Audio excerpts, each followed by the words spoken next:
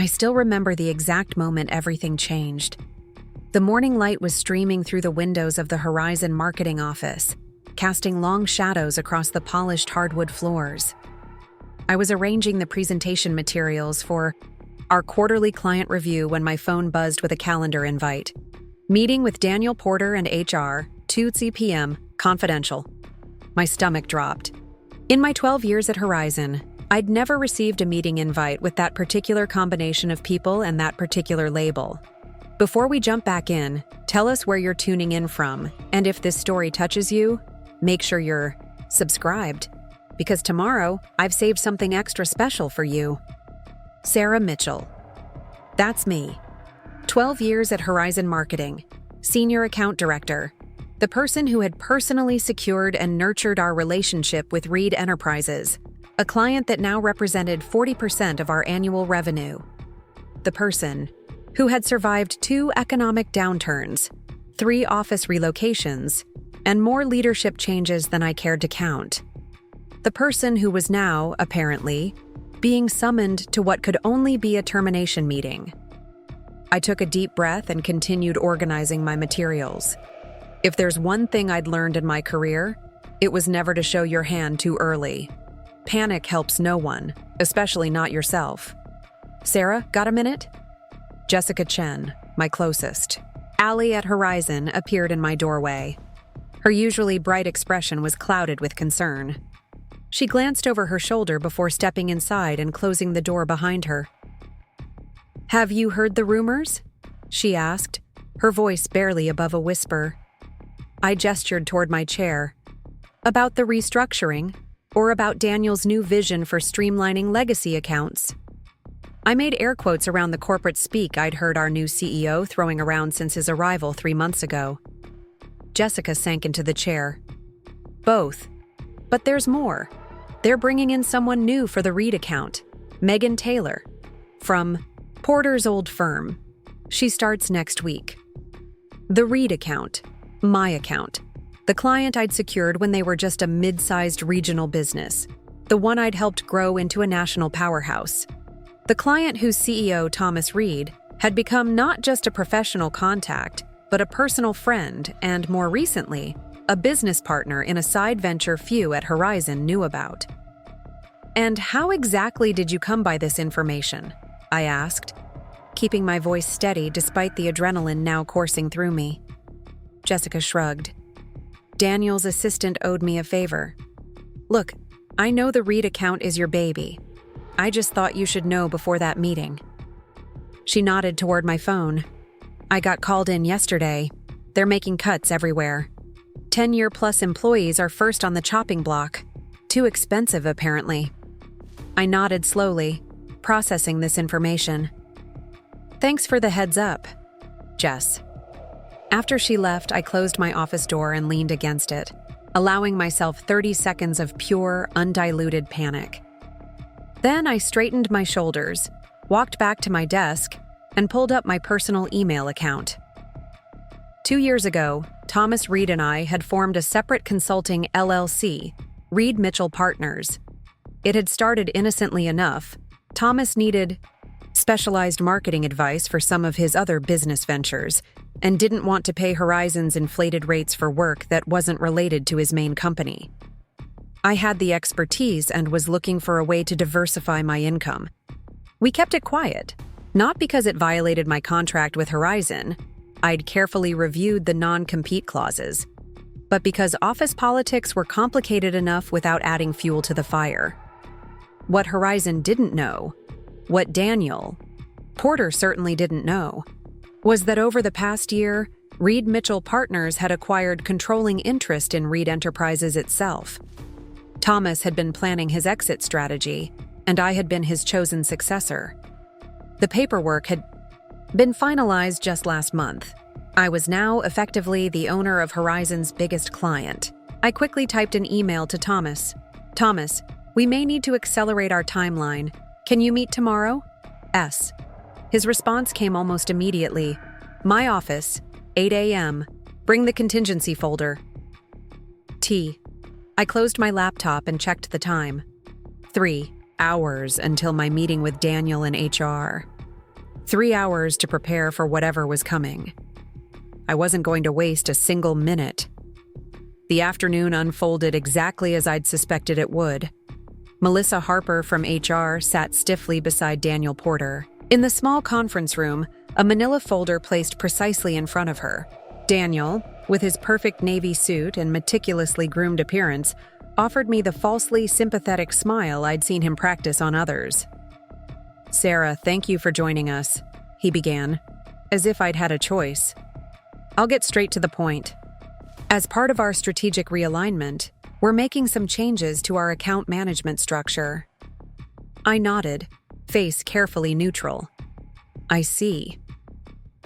Your contribution to Horizon has been..." He paused, searching for the right corporate platitude. "Significant. But as we evolve, we need to ensure our client relationships benefit from fresh perspectives and innovative approaches." Translation: "You're too old, too expensive, and I want my own people in key positions. We're bringing in new talent to handle some of our legacy accounts," Daniel continued, not meeting my eyes, "including Reed Enterprises." I tilted my head, slightly. "And my role in this transition?" This was where Melissa jumped in, clearly relieved to have a script to follow. "We'd like you to help onboard your replacement over the next month. Ensure a smooth handover of all client information. Introduce her to key contacts. Familiarize her with the account history." She slid a document across the table. "We're offering a generous separation package, including an extended notice period at full salary to facilitate the transition." I didn't touch the paper. "You want me to train my replacement?" Daniel flashed what I assumed he thought was a winning smile.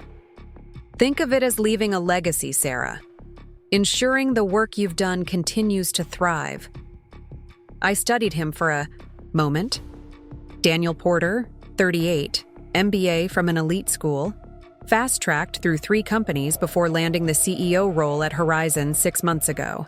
He'd spent his first 2 months observing before launching his strategic vision, that coincidentally seemed to involve removing anyone who remembered the company before his arrival. "And if I decline this generous offer?" I asked, knowing the answer, but wanting to hear him say it. His smile tightened. "Then, unfortunately, we'd have to terminate your employment immediately, with the standard 2 weeks severance as per company policy." There it was. Train your replacement or leave. With nothing. Preparing and narrating this story took us a lot of time, so if you are enjoying it, subscribe to our channel. It means a lot to us. Now back to the story. A classic power play, designed to humiliate as much as to save the company money. I reached for the document and scanned it slowly, taking my time. The terms were exactly as they'd described. 4 weeks to train Megan Taylor, after which my 12 years at Horizon would end with a paltry severance and a generic reference letter. "I'll need to review this with my attorney," I said finally, folding the document and placing it in my bag. Daniel's expression flickered with annoyance. He'd clearly expected immediate capitulation. "Of course, but we'll need your decision by tomorrow. Megan starts on Monday." I stood, smoothing my skirt. "I understand. Is there anything else?" Melissa looked relieved that the meeting hadn't become confrontational. "No, that's all for now, Sarah. Thank you for your professionalism." As I reached the door, Daniel called after me. "Sarah, I hope you'll make the right choice here, for everyone involved." I turned slightly, offering him the same practiced smile he'd given me. "Oh, I intend to, Daniel. You can count on that." The rest of the afternoon passed in a blur. I went through the motions of my regular work, responded to emails, took a client call. But my mind was elsewhere, methodically working through scenarios, weighing options, calculating risks. By 6 p.m., the office had emptied out. I stayed, using the privacy to gather the information I'd need. I wasn't about to download confidential files. I was too smart for that obvious trap. But I did take photos of the whiteboard where we'd mapped out the Reed Enterprises campaign strategy for the next year. I made notes about upcoming deadlines and key deliverables. I'd built this client relationship. I knew most of it by heart, anyway. As I was leaving, I passed Daniel's office. The light was still on, and I could see him through the glass wall on a video call, laughing about something. He looked up as I passed, and our eyes met briefly. He gave me a small nod, already, dismissing me as a problem solved. If only he knew. The next morning, I arrived at Thomas Reed's office building at 7:45, dressed impeccably in a charcoal suit I reserved for major presentations. The security guard waved me through with a familiar smile. I'd been coming here at least twice a month for years. Thomas was waiting in his corner office, the Chicago skyline spread out behind him. At 52, he had the energetic presence of someone much younger, tempered with the wisdom of having built a business from the ground up. "Sarah," he greeted me, coming around his desk to give me a brief hug. "I've ordered breakfast. I figured we might be here a while." I placed my contingency folder on his conference table, a comprehensive transition plan we'd developed months ago, but hadn't expected to implement quite so soon. "They're replacing me with someone from Porter's previous company," I said, accepting the coffee Thomas offered. "A Megan Taylor. They want me to train her over the next 4 weeks, then show me the door." Thomas's expression darkened. "After 12 years? That's how they treat their senior leadership?" He shook his head. "Corporate amnesia. They forget who built the relationships that keep them afloat." "It's just business," I replied, though the words tasted bitter. "At least, that's what Daniel Porter would say." "Well, two can play that game." Thomas gestured toward the folder. "Let's see what we've got." For the next 2 hours, we refined our strategy. As the majority shareholder of Reed Enterprises, Thomas still had significant influence even though he'd been transitioning toward retirement. And as the managing partner of our LLC, which now owned 51% of Reed Enterprises, I had legal authority that Horizon Marketing knew nothing about. "So, the question is," Thomas said as we wrapped up, "do you want to go nuclear immediately or play the long game?" I considered it carefully. "I think I train the replacement," I said finally. "Just not in the way they're expecting." Thomas raised an eyebrow, then slowly smiled as I outlined my approach. "That's why you're the best in the business, Sarah. You never just react. You strategize."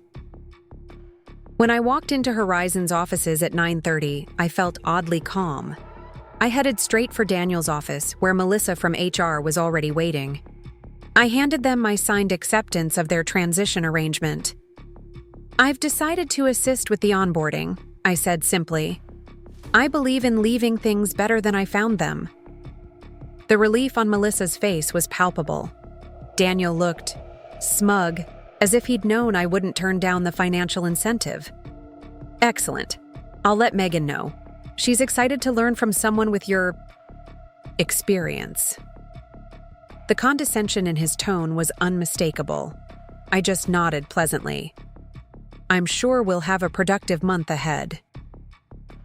I spent the weekend preparing, not for the handover they expected, but for the carefully orchestrated sequence of events I'd planned with Thomas. I also allowed myself one evening of grief. 12 years at a company leaves its mark on you. Despite everything, there had been good times, achievements I was proud of, colleagues I respected. I poured myself a glass of wine, looked through old photos from company events, and said a private goodbye to that chapter of my career. By Monday morning, I was ready. Megan Taylor arrived at 8:30, escorted by Daniel himself. She was younger than I'd expected, perhaps 30, with a confident stride and an expensive handbag. I recognized the type immediately. Ambitious, smart, and completely aligned with whatever Daniel wanted. "Sarah, this is Megan Taylor, our new senior account director for premium clients," Daniel introduced us, emphasizing the premium part as if to suggest I'd only been handling the second-tier accounts. "Megan, Sarah has kindly agreed to help you get up to speed before she moves on to new opportunities." Megan offered her hand with a smile that didn't quite reach her eyes.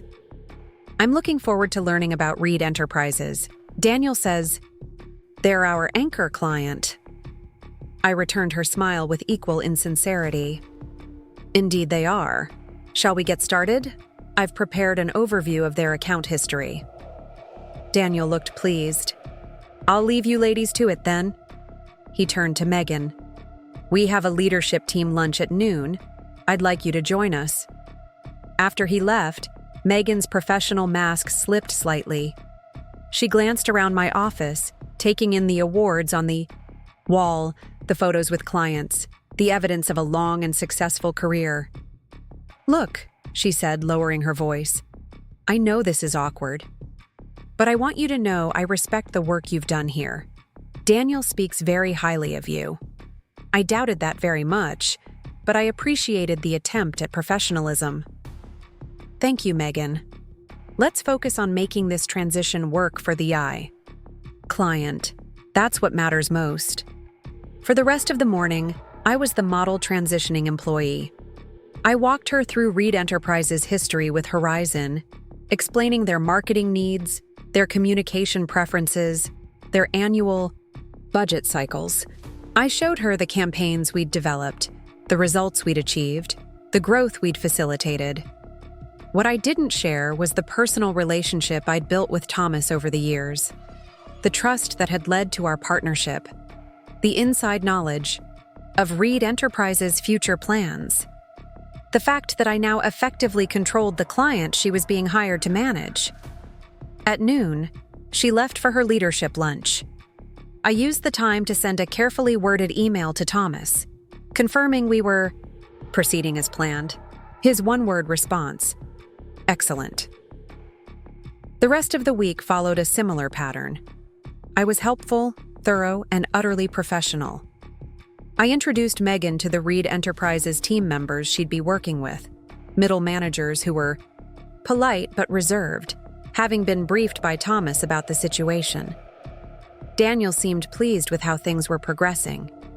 He even stopped by my office on Thursday afternoon. Sarah, I want to thank you for making this transition so smooth, he said, leaning against my doorframe with casual authority.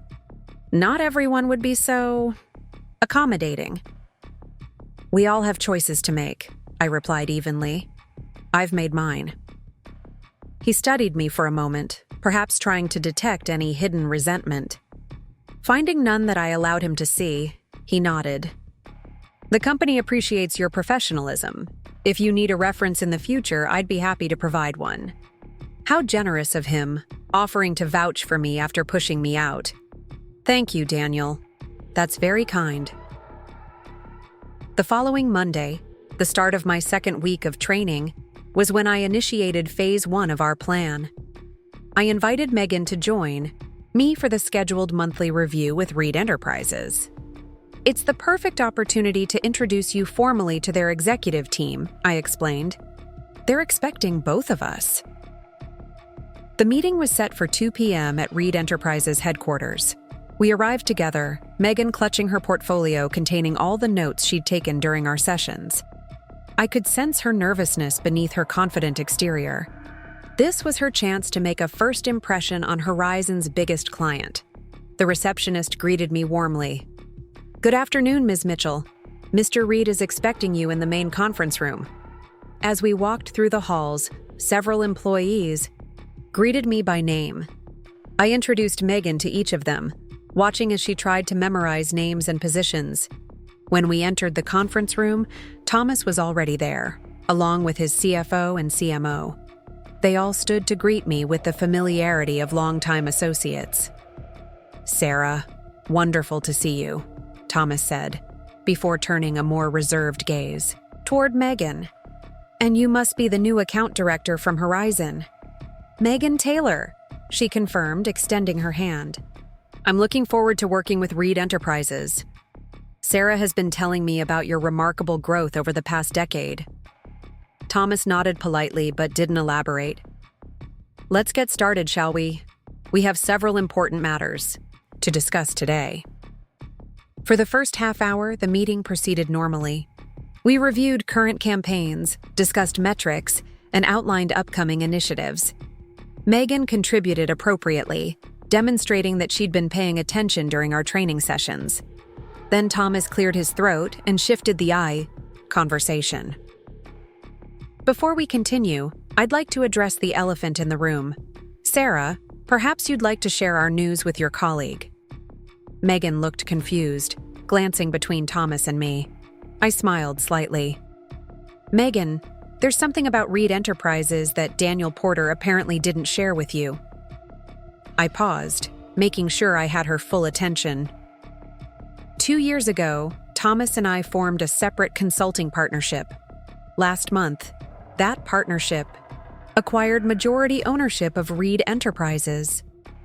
Her expression froze. I'm not sure I understand. Thomas interjected smoothly. What Sarah is saying, Ms. Taylor, is that she is effectively my boss now, as the managing partner of our LLC, which owns 51% of Reed Enterprises. Megan's eyes widened. But that would mean that Horizon's biggest client is now owned by the person they're pushing out. I completed her thought. Yes, that's exactly what it means. The blood drained from Megan's face. Daniel doesn't know this. No, I confirmed. He doesn't. And now you have a choice to make. The look on Megan's face was priceless, a mixture of shock, confusion, and the dawning realization that she'd been placed in an impossible position. She gripped the edge of the conference table, her knuckles turning white as she processed what she'd just learned. What exactly are you saying? She asked, her voice barely above a whisper. Thomas leaned forward.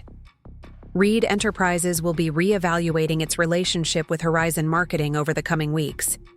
Given the recent management decisions, we're not confident the agency still aligns with our values and needs. I watched Megan carefully. This wasn't personal against her. She was simply collateral damage in Daniel's poor decision-making. You have 3 options, Megan. First, you can run back to Daniel right now and tell him everything. Second, you can pretend this meeting never happened and continue the transition as planned. Or third, you can recognize which way the wind is, blowing, and make decisions accordingly. Megan was silent for a long moment, a calculating look crossing her face. I could almost see the gears turning as she weighed her loyalty to Daniel against her own career prospects. What would happen? She finally asked. If Reed Enterprises were to leave Horizon, Thomas answered matter-of-factly. The agency would lose approximately 40% of its annual revenue. There would likely be significant layoffs, restructuring, possibly even a sale of the company. And Daniel? She pressed. I shrugged. The board tends to take a dim view of CEOs who lose flagship clients within their first year. Megan nodded slowly, then straightened her shoulders. I appreciate your candor, both of you. I need to think about this. Of course, I replied, but don't take too long. Things are already in motion. As we left the meeting, Megan was unnaturally quiet.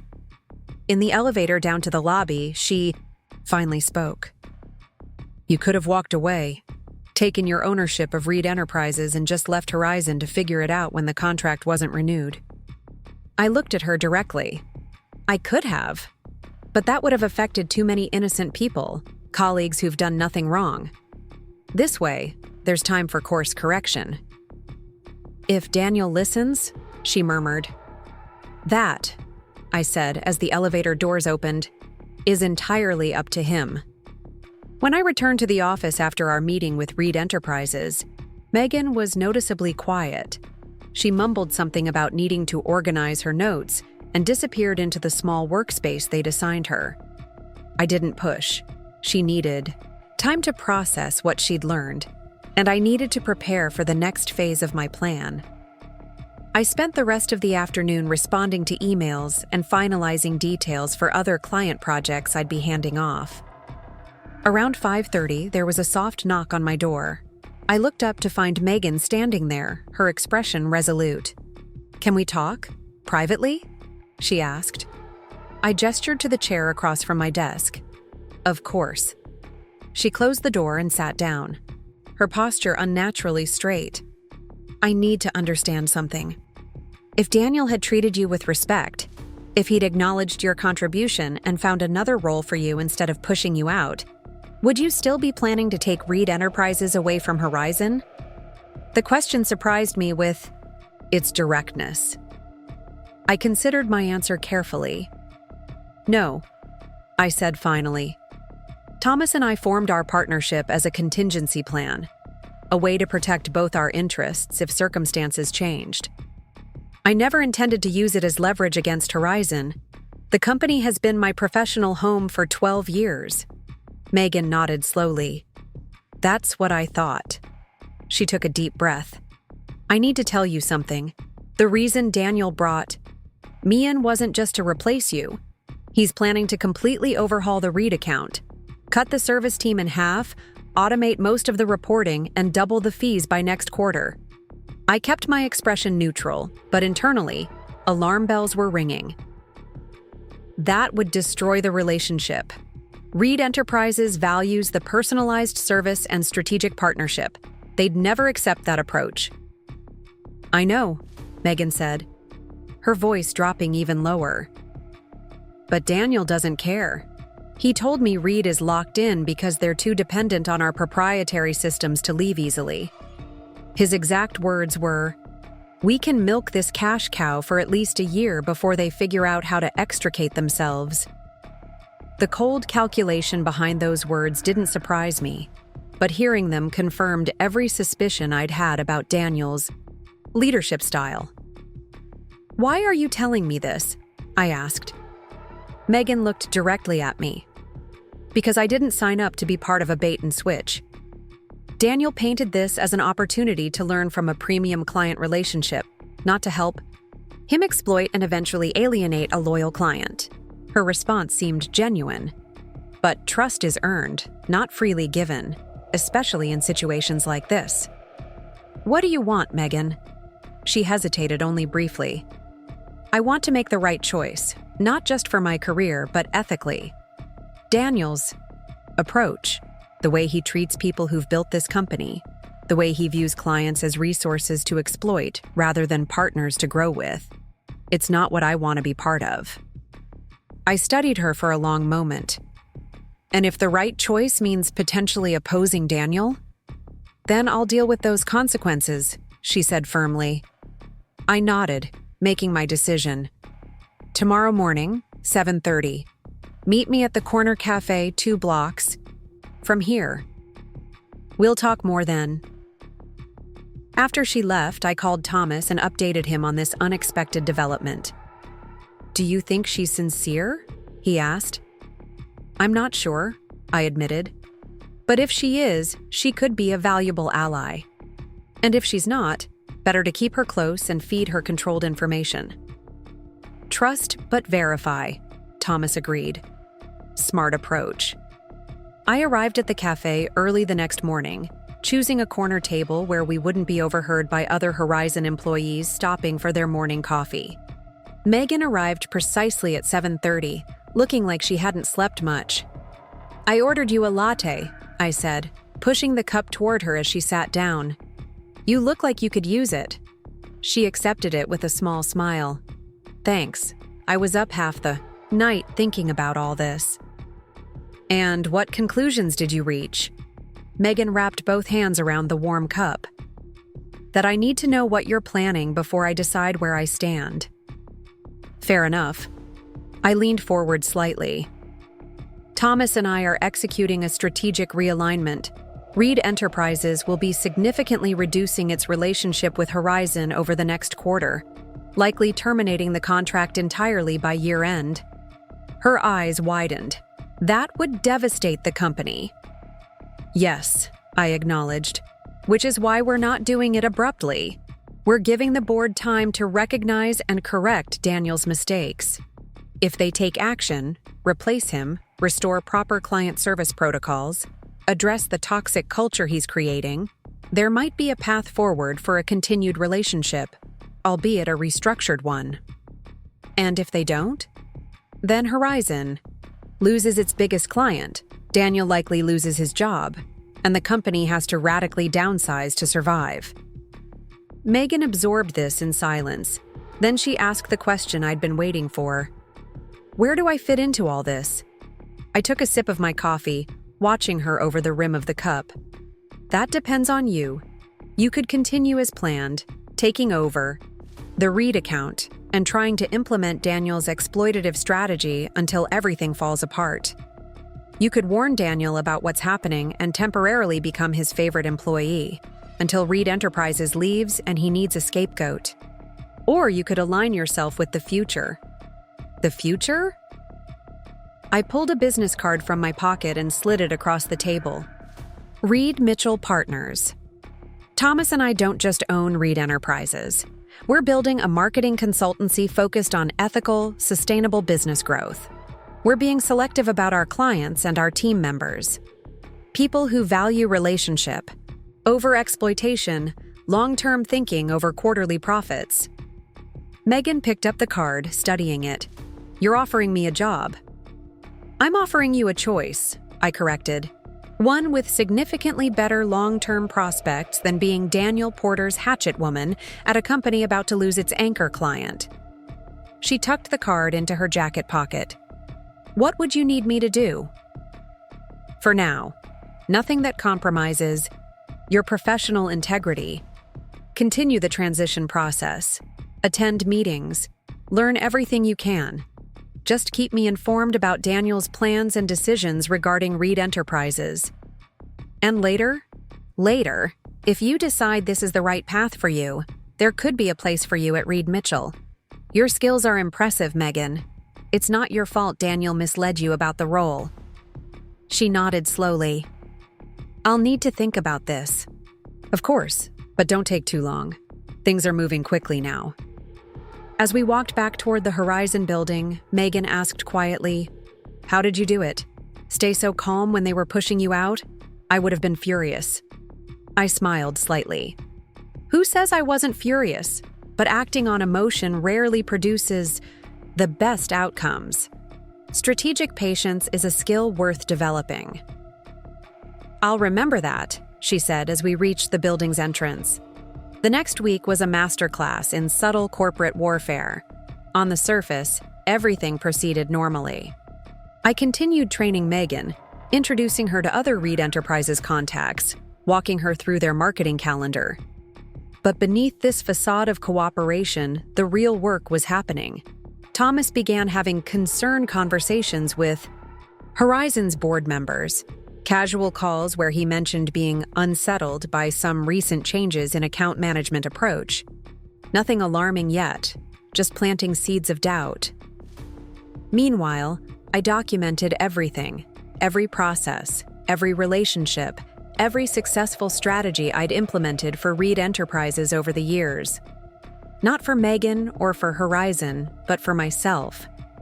This was my legacy, and I wasn't about to let Daniel minimize or erase it. On Wednesday afternoon, Megan texted me. Emergency strategy meeting called for tomorrow morning. Reed account on agenda. Daniel wants me to present new efficiency plan. I responded simply, keep me posted. Thursday morning, I arrived early to find Megan waiting by my office, her expression tense. He wants to cut the dedicated creative team for Reed, she whispered once we were behind closed doors. Replace them with the general pool, despite Reed's contract specifically requiring dedicated resources. That would be a material breach of contract, I noted. Did you point that out? She nodded. He said, and I quote, contracts can be reinterpreted. Focus on the presentation, not the legal details. Interesting, I murmured. Is there anything in writing? The meeting agenda and his notes from yesterday. I made copies. She slid a folder onto my desk. I'm supposed to present this as a service enhancement rather than a cost-cutting measure. I scanned the documents quickly. There it was in black and white. A clear plan to systematically dismantle the premium service model that Reed Enterprises paid for while maintaining the premium pricing. This is very helpful, Megan. Thank you. She hesitated. "What are you going to do with it?" "Nothing immediately," I assured her. "But documentation matters. Now, you should prepare for your meeting. Present the plan as directed. Just don't add any enthusiastic embellishments." After she left, I photographed the documents and sent them to Thomas with a brief message. Accelerating timeline. Daniel planning contract violations. His response was equally brief. Board meeting scheduled for Tuesday. Will address directly. The dominoes were beginning to fall. Friday morning brought an unexpected development. Daniel stopped by my office, something he rarely did. "Sarah," he began, leaning against my doorframe with practiced casualness. "How's the transition going?" "With Megan?" "Smoothly," I replied. "She's catching on quickly." He nodded, satisfied. "Excellent. Listen, I'm thinking we might be able to accelerate the timeline a bit.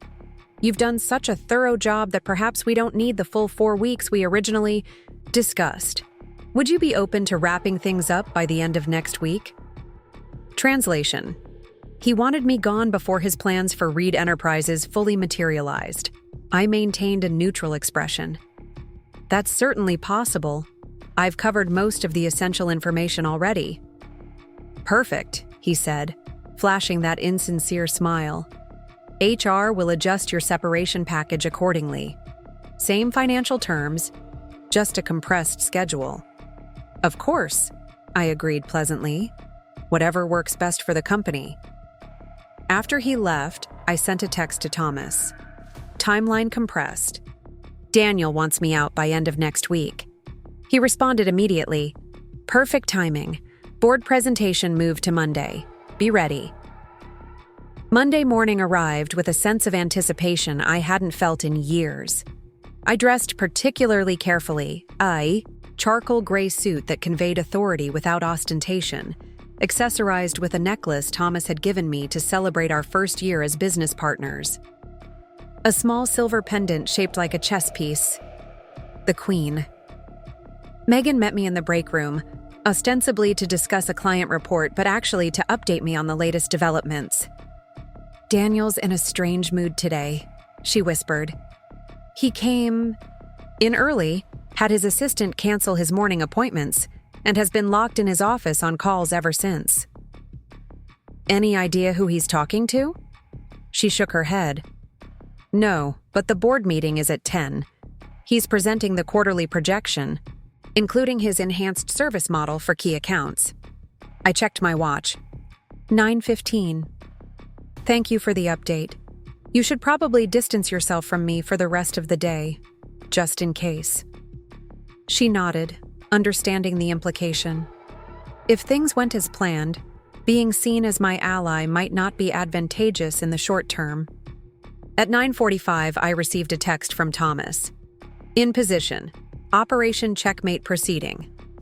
I smiled at the chess reference. Thomas had always appreciated a well-executed strategy. At 10:30, the office atmosphere shifted subtly. Executive assistants began moving with greater urgency. The glass-walled conference room where the board meeting was being held had its blinds closed, unusual for a routine quarterly review. Something was happening. At 11:15, my phone buzzed with an email notification. From the board chair's executive assistant. "Ms. Mitchell, your presence is requested in the main conference room immediately." This was it, the moment we'd been building toward. I took a deep breath, gathered my tablet and notebook, and walked calmly to the conference room. The assistant stationed outside opened the door for me without a word. Inside, the tension was palpable. The board members sat around the large table, expressions ranging from concern to outright anger. At the head of the table was Robert Wilson, the board chairman, a man I'd always respected for his balanced approach to business challenges. To his right sat Thomas Reed, looking uncharacteristically severe, and there was Daniel, standing near the projection screen, his face flushed with what appeared to be a mixture of anger and fear. He turned when I entered, his expression hardening. "Sarah," Robert greeted me, his tone formal but not unfriendly. Thank you for joining us. Please, have a seat. I took the empty chair directly across from Thomas, setting my materials neatly before me. Good morning, everyone. How can I assist the board today? Robert glanced at Thomas, who gave a slight nod, then back to me. We've been discussing some concerns regarding the Reed Enterprises account. As you've managed this relationship for years, we'd value your perspective. Daniel interrupted, his voice tight. This is highly irregular. Sarah is transitioning out of the company. Having her participate in a strategic board discussion is inappropriate at this stage. Robert fixed Daniel with a steady gaze. Given the nature of the concerns raised, the board determines who should be present, Mr. Porter. Please continue, Mr. Reed. Thomas leaned forward. As I was explaining, Reed Enterprises has been increasingly concerned about the direction of our relationship with Horizon under the new leadership.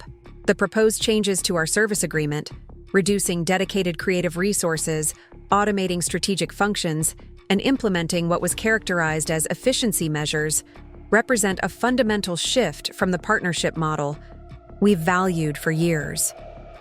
One of the board members, a woman I recognized as the former CMO of a major retail chain, spoke up. And you're saying these changes were never discussed with you directly?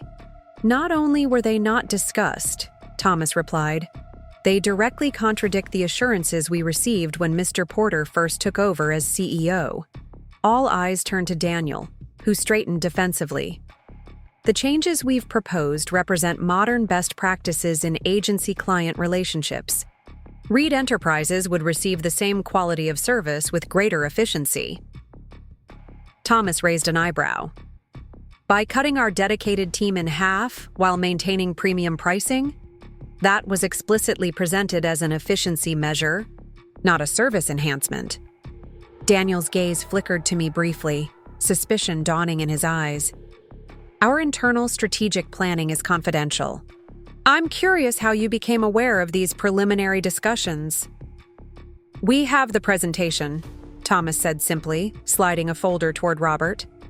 The one that was scheduled to be delivered to us next week, positioning these cuts as service enhancements. Robert opened the folder, his expression growing increasingly troubled as he reviewed the contents. He passed it to the board member beside him, who had a similar reaction. Daniel was now visibly agitated. This is an internal corporate document. Sharing it externally is a serious breach of confidentiality. A breach that pales in comparison to planning material violations of a binding contract, Thomas countered calmly. Robert turned to me. Sarah, were you aware of these planned changes to the Reed Enterprises service model? I chose my words carefully.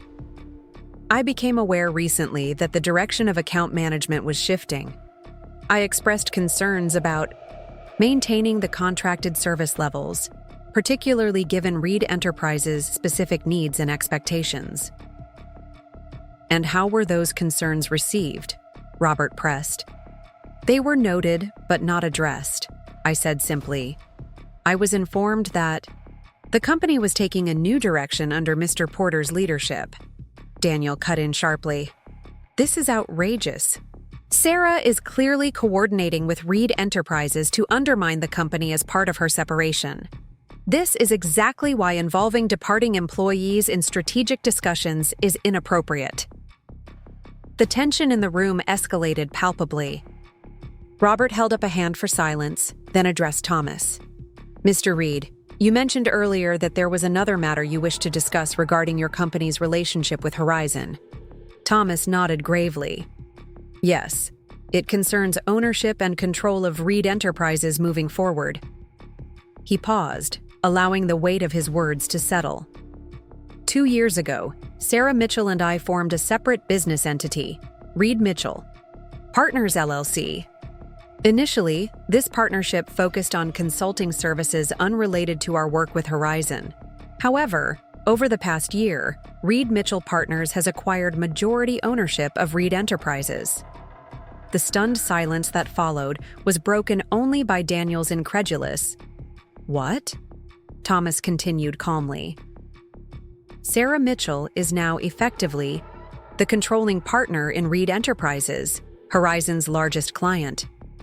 This information has been public in regulatory filings for several months, though it seems it wasn't caught during Mr. Porter's due diligence before terminating Sarah's position. All eyes turned to me. I maintained my professional composure, allowing the information to sink in. Daniel recovered first, his voice strained. This is a clear conflict of interest. A Horizon employee cannot own a client company. Former employee, I corrected gently, as of your decision 3 weeks ago. And there was no conflict when the acquisition was completed, as I had already received my termination notice. Robert looked stunned. Is this accurate, Sarah? Yes, I confirmed. All the documentation is in order and was filed appropriately. There are no contractual violations on my part. My employment agreement only restricted ownership of competing agencies, not client businesses. Daniel's face had gone from flushed to pale. This is corporate sabotage. No, Thomas interjected firmly. This is business. Sarah saw an opportunity and took it after you made it clear her contributions to Horizon were no longer valued. The board member who had been quietly reviewing the folder spoke up. So, to be clear, Mr. Reed, what are your intentions regarding Reed Enterprises' relationship with Horizon moving forward?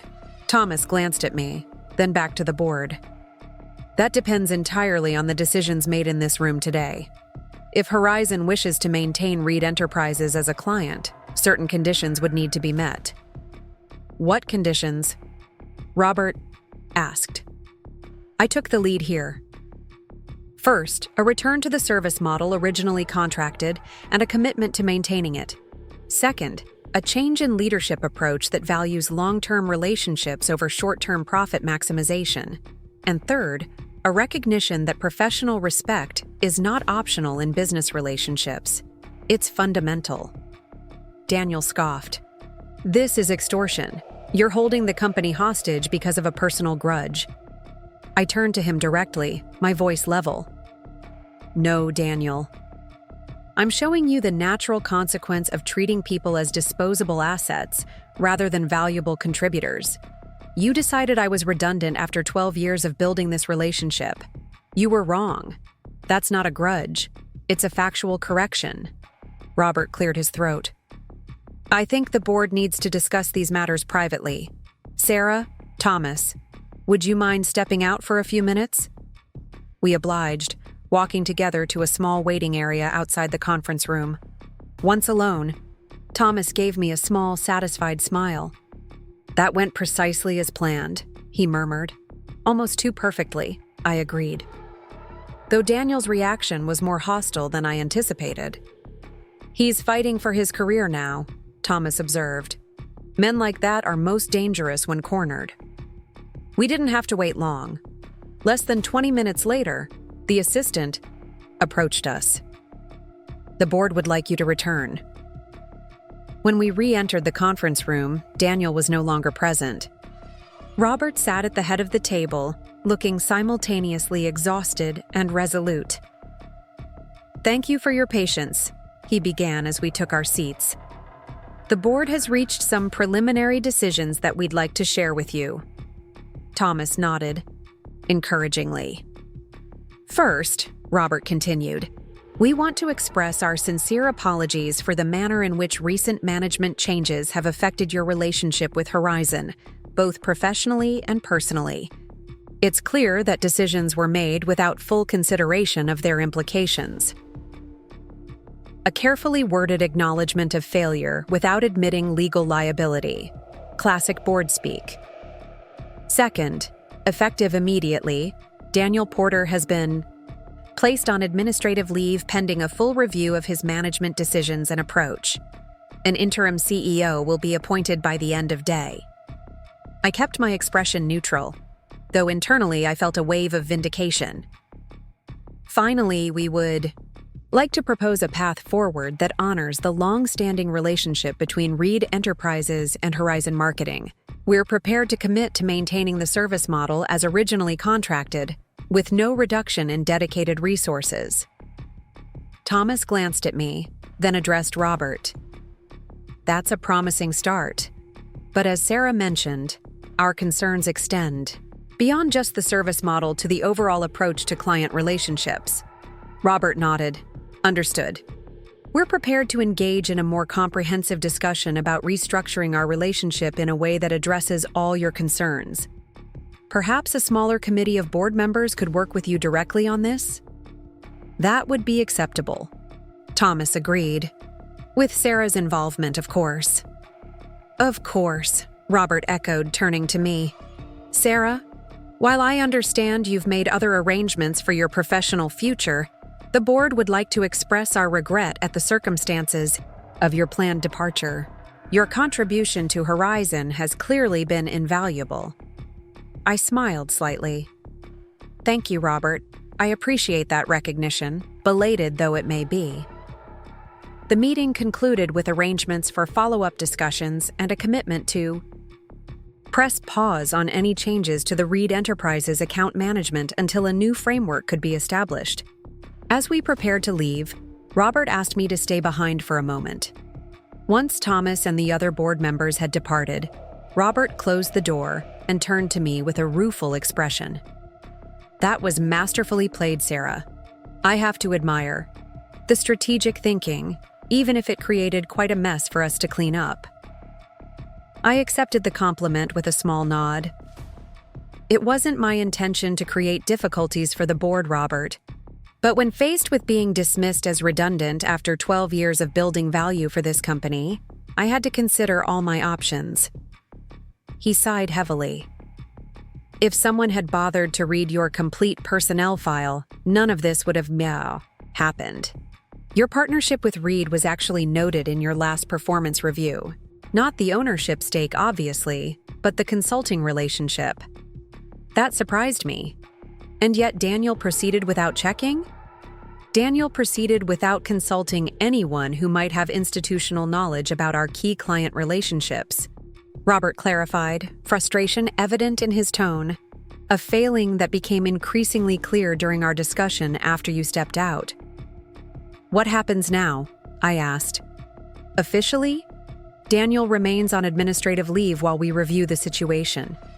Unofficially, he'll be offered a resignation, opportunity that saves face but gets him out of the building by the end of the week. Robert studied me thoughtfully. And you? Will you continue with your planned departure? I had considered this question extensively in the weeks leading up to this confrontation. Yes. While I appreciate the recognition, too much has happened. But I'm committed to ensuring a smooth transition for Reed Enterprises' relationship with Horizon, working through Reed Mitchell Partners as a consultant if that would be helpful. Robert nodded slowly. A consulting arrangement might indeed be the best path forward. It allows you to maintain your independence while helping us rebuild what was damaged. He extended his hand. For what it's worth, Sarah, I wish things had been handled differently. I accepted his handshake. So do I, Robert. But sometimes the wrong decisions lead to unexpected right outcomes. As I left the conference room, I felt a profound sense of closure mixed with new beginnings. The halls of Horizon Marketing had been my professional home for 12 years. I had grown here, built my reputation here, formed relationships that would last a lifetime. But I had also outgrown it. A realization that might never have come without Daniel's misguided attempt to push me out. Megan was waiting near my office, trying to appear casual but clearly anxious for news. I gestured for her to follow me inside. Daniel's been placed on administrative leave, I told her once the door was closed. The board is appointing an interim CEO today. Her eyes widened. And Reed Enterprises? Staying with Horizon for now, with conditions. There will be no service reductions or efficiency measures. The dedicated team remains intact. Relief washed over her face. And you? Are you still leaving? I nodded. Yes, but potentially staying connected as a consultant through Reed Mitchell Partners. I paused, studying her reaction. Which brings me to an important question. Have you given any thought to our previous conversation? Megan straightened her shoulders. I have. I'd like to learn more about the opportunities at Reed Mitchell Partners, if the offer is still open. It is, I confirmed. Though you should know that joining us might complicate your position here during the transition. She smiled slightly. After what I've learned these past few weeks about corporate loyalty and self-advocacy, I think I can handle a little complication. I returned her smile, recognizing in her something of myself from years ago, smart, ambitious, but now wiser about the realities of corporate politics. Then let's schedule a proper interview next week. In the meantime, you have a choice to make about your immediate next steps here. What do you recommend? She asked. Stay at Horizon through this transition, I advised. Be a stabilizing force for the Reed account team. Show the board who's truly concerned about client service versus personal advancement. Build your reputation as someone who puts relationships first. That experience will serve you well, regardless of where your career takes you next. Megan nodded thoughtfully. I'll do that. And Sarah? Thank you for the lesson in strategic patience, if nothing else. After she left, I sat quietly in my office, taking in the space that had been my professional home for so long, the awards on the wall, the photos from client events, the small mementos collected over a dozen years of building something valuable. I would miss this place, or at least parts of it. But the future beckoning was entirely of my own making, not defined by someone else's limited vision of my worth. My phone buzzed with a text from Thomas. Dinner tonight to celebrate? The chess queen reigns supreme. I smiled as I replied, absolutely. The game isn't over, but we've captured the king. It wasn't about revenge. It never had been. It was about value, recognition, and the quiet power of knowing exactly what you bring to the table, even when others fail to see it. The following week unfolded like a carefully orchestrated symphony. Richard Barnes, the former COO, stepped in as interim CEO, while the board conducted what they called a thorough leadership review. Everyone at Horizon knew what that really meant. They were looking for a permanent replacement for Daniel, someone who understood the value of client relationships over short-term profit margins. I maintained a low profile, focusing on properly documenting everything for my departure. The whispers followed me through the hallways. Some employees viewed me with new respect, others with wariness. I understood both reactions. Power shifts make people uncomfortable, even when they're justified. On Wednesday morning, I received a formal request from the board to extend my notice period by 2 additional weeks. The stated reason was to ensure proper knowledge transfer. But the subtext was clear. They wanted me to help stabilize the company during the leadership transition. I agreed with conditions. My hours would be reduced to allow me to begin establishing Reed Mitchell Partners operations, and I would serve purely in an advisory capacity, not taking on any new projects or client responsibilities. Robert Wilson personally called to thank me for my flexibility, a courtesy that wouldn't have happened under Daniel's leadership. Megan continued to shadow me, but our dynamic had shifted. Now she sought advice not just about handling the Reed account, but about navigating corporate politics, recognizing red flags in leadership, and building genuine client relationships. How did you know? She asked one afternoon as we reviewed the Reed Enterprises marketing calendar for the upcoming quarter. That investing in a personal relationship with Thomas would pay off professionally? I considered her question carefully. I didn't, not at first. When Thomas and I began discussing a potential partnership, it wasn't about leverage or insurance, policies. It was about mutual respect and aligned values. The protection it ultimately provided was a byproduct, not the goal. She nodded thoughtfully. That's what puzzles me about Daniel. How could someone rise to CEO without understanding That relationships are the foundation of everything in this business? Some people view business as purely transactional, I explained. Relationships to them are just means to ends. That perspective can work in the short term. You can cut costs, boost quarterly profits, impress shareholders, but it's not sustainable. Like building a house without a foundation, Megan mused. Exactly.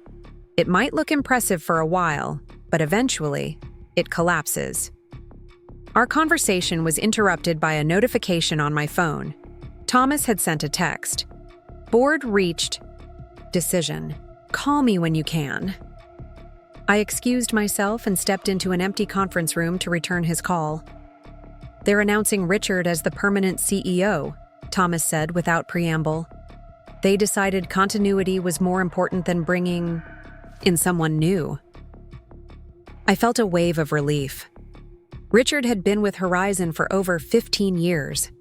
He understood the company's culture and valued long-term client relationships. That's good news. There's more, Thomas continued. They want to offer Reed Mitchell Partners a formal consulting arrangement. 1 year minimum, focusing on client, relationship management strategies, and organizational culture. I hadn't expected that. Interesting. What are your thoughts? It's actually quite clever, Thomas replied, and I could hear the admiration in his voice. They get to keep your expertise while publicly demonstrating their commitment to changing course. It helps them save face with other clients who might be watching this situation closely. And it gives us guaranteed income while we build our other client base, I added, seeing the strategic value from all angles.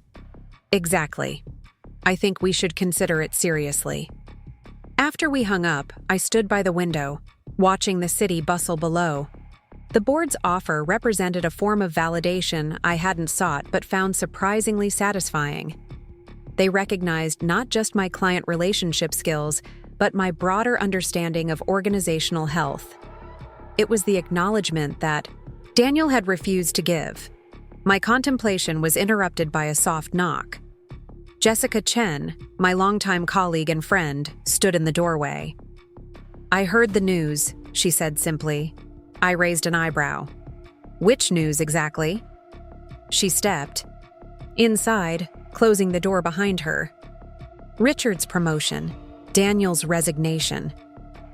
The fact that you somehow managed to orchestrate the perfect corporate coup without ever raising your voice or showing your hand? I smiled slightly. I wouldn't call it a coup. No? What would you call it then? A correction, I said after a moment. A rebalancing of power that had tipped too far toward ego and away from value. Jessica studied me with newfound respect. You know, for years I've watched you navigate office politics with such restraint. I always thought you were playing it safe. Now I realize you were just playing a longer game than the rest of us. The observation struck me as accurate, but incomplete. It wasn't all strategic, Jess. I genuinely believed in what we were building here. I wanted Horizon to succeed, not just myself. And now? I considered her question. Now I still want Horizon to succeed, just on better terms, with better leadership. The company was good to me for a long time before Daniel arrived. Jessica nodded slowly. So what happens next for you? After all this drama settles? Reed Mitchell Partners grows. We build something. Aligned with our values from the ground up. No shortcuts, no exploiting people or relationships for short-term gains. Sounds idealistic, she remarked, though not unkindly. Maybe, I acknowledged. But I've earned the right to a little idealism. Don't you think? She laughed at that. If anyone has, it's you. Her expression turned more serious. Any chance Reed Mitchell might need a seasoned digital marketing director in the near future? The question surprised me. Jessica had been with Horizon even longer than I had, nearly 15 years. Are you considering leaving? She shrugged, but I could see the calculation behind her casual demeanor. Let's just say I'm evaluating my options. Daniel may be gone, but he hired several senior directors who share his philosophy. The culture shift won't happen overnight, even with Richard at the helm. I made a mental note to discuss this with Thomas. Jessica's digital expertise would be valuable to our growing firm. Send me your updated portfolio. We should talk more formally next week. Her face brightened. I will. As she turned to leave, she paused in the doorway. For what it's worth, Sarah, watching you stand your ground has been inspiring. More people than you realize were cheering you on behind the scenes. After she left, I returned to my office to find an email from Robert Wilson requesting a private meeting the following morning. The formal tone suggested this would be about the consulting proposal Thomas had mentioned. I arrived at Robert's office at precisely 9 a.m., dressed in what I now thought of as my negotiation suit, a tailored navy ensemble that projected confidence without aggression. His assistant ushered me in immediately. Robert rose from behind his desk, extending his hand. Sarah, thank you for coming. Please, have a seat. The formality in his manner confirmed my suspicion. This was a business negotiation, not a casual check-in. I took the offered chair, placing my portfolio on my lap. I understand Thomas has mentioned our interest in a consulting arrangement with Reed Mitchell Partners, Robert began, sitting back down. He did. It's an intriguing proposal. Robert nodded. Before we discuss specifics, I want to be transparent about our motivation. The board believes that the events of recent weeks revealed significant vulnerabilities in our organizational structure and culture. Vulnerabilities that were exacerbated, though not created, by Daniel's leadership approach. I appreciated his candor. A fair assessment. We want to address these issues systematically, not just apply band-aids. That's where we see Reed Mitchell potentially adding value, not just as consultants on the Reed Enterprises account, but as architects of a more sustainable client relationship model throughout the organization. The scope was broader than I'd anticipated, which both increased the opportunity and the complexity. That would require a significant commitment from both sides. Indeed, Robert agreed. We're prepared to offer a 1-year consulting contract with an option to extend. The financial terms would be commensurate with the scope. He slid a folder across the desk, which I've outlined here. I opened the folder and quickly scanned the proposal. The compensation was generous, the scope comprehensive, but not unreasonable, and most importantly, Reed Mitchell would maintain full independence, working alongside Horizon leadership rather than under their direction. This is well considered, I acknowledged. I'll need to review it with Thomas before giving you a formal response. Of course, Robert said with a nod. We'd like to move forward quickly, but we understand the need for proper due diligence on both sides. I closed the folder, but didn't immediately stand to leave. There was one more thing I needed to address. Robert, if we proceed with this arrangement, there needs to be absolute clarity about authority and implementation. Recommendations that are solicited but ignored are worse than no recommendations at all. He met my gaze directly. A concern based on your experience with Daniel, I assume. Based on many experiences throughout my career, I clarified. But yes, most recently with Daniel. Robert leaned forward, resting his elbows on his desk. I can only speak for the board, Sarah, but I can assure you we are committed to meaningful change, not just the appearance of it. Richard shares that commitment. That said, I understand your skepticism, and I welcome contractual language that addresses implementation requirements. I nodded, satisfied with his response. Then I think we have a foundation for discussion. As I stood to leave, Robert remained seated, studying me with an expression I couldn't quite read. You know, when all this began, there were those on the board who thought you were simply being vindictive, using your connection with Reed to punish Daniel and, by extension, Horizon. I paused, hand on my portfolio. And what do you think? Robert? I think you're too strategic for mere vindictiveness, he replied candidly. You saw an opportunity to correct a situation while positioning yourself advantageously for the future. It was business, not personal, though the two often intertwine more than we admit in corporate settings. His assessment was surprisingly accurate. Close enough, I conceded with a small smile. Just one question, if you'll indulge me, he added as I reached for the door. At what point did you know you would win this particular chess match? The question caught me off guard with its directness. I considered it for a moment before answering honestly. The moment Daniel underestimated me, not because of arrogance on my part, but because in dismissing my value so completely, he revealed that he fundamentally misunderstood what makes businesses like ours actually function. Robert nodded slowly. A costly misunderstanding. For him, I agreed. Hopefully beneficial for Horizon in the long run. I spent the afternoon reviewing the proposal with Thomas over video conference, discussing potential modifications and clarifying our boundaries. By the time we finished, I felt confident that the consulting arrangement could work, providing value to Horizon while allowing Reed Mitchell to establish itself as a distinctive voice in the industry. As I was preparing to leave for the day, Megan appeared in my doorway, her expression unusually hesitant. "Do you have a minute?" she asked.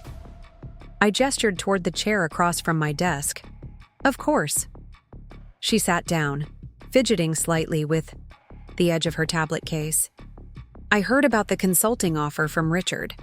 He mentioned I might be the liaison between Horizon and Reed Mitchell if you accept. That would make sense, I acknowledged. You're familiar with both the Reed account specifics and the internal dynamics at Horizon. That's actually what I wanted to discuss, she said, straightening her posture. I've been thinking about your offer, about potentially joining Reed Mitchell Partners.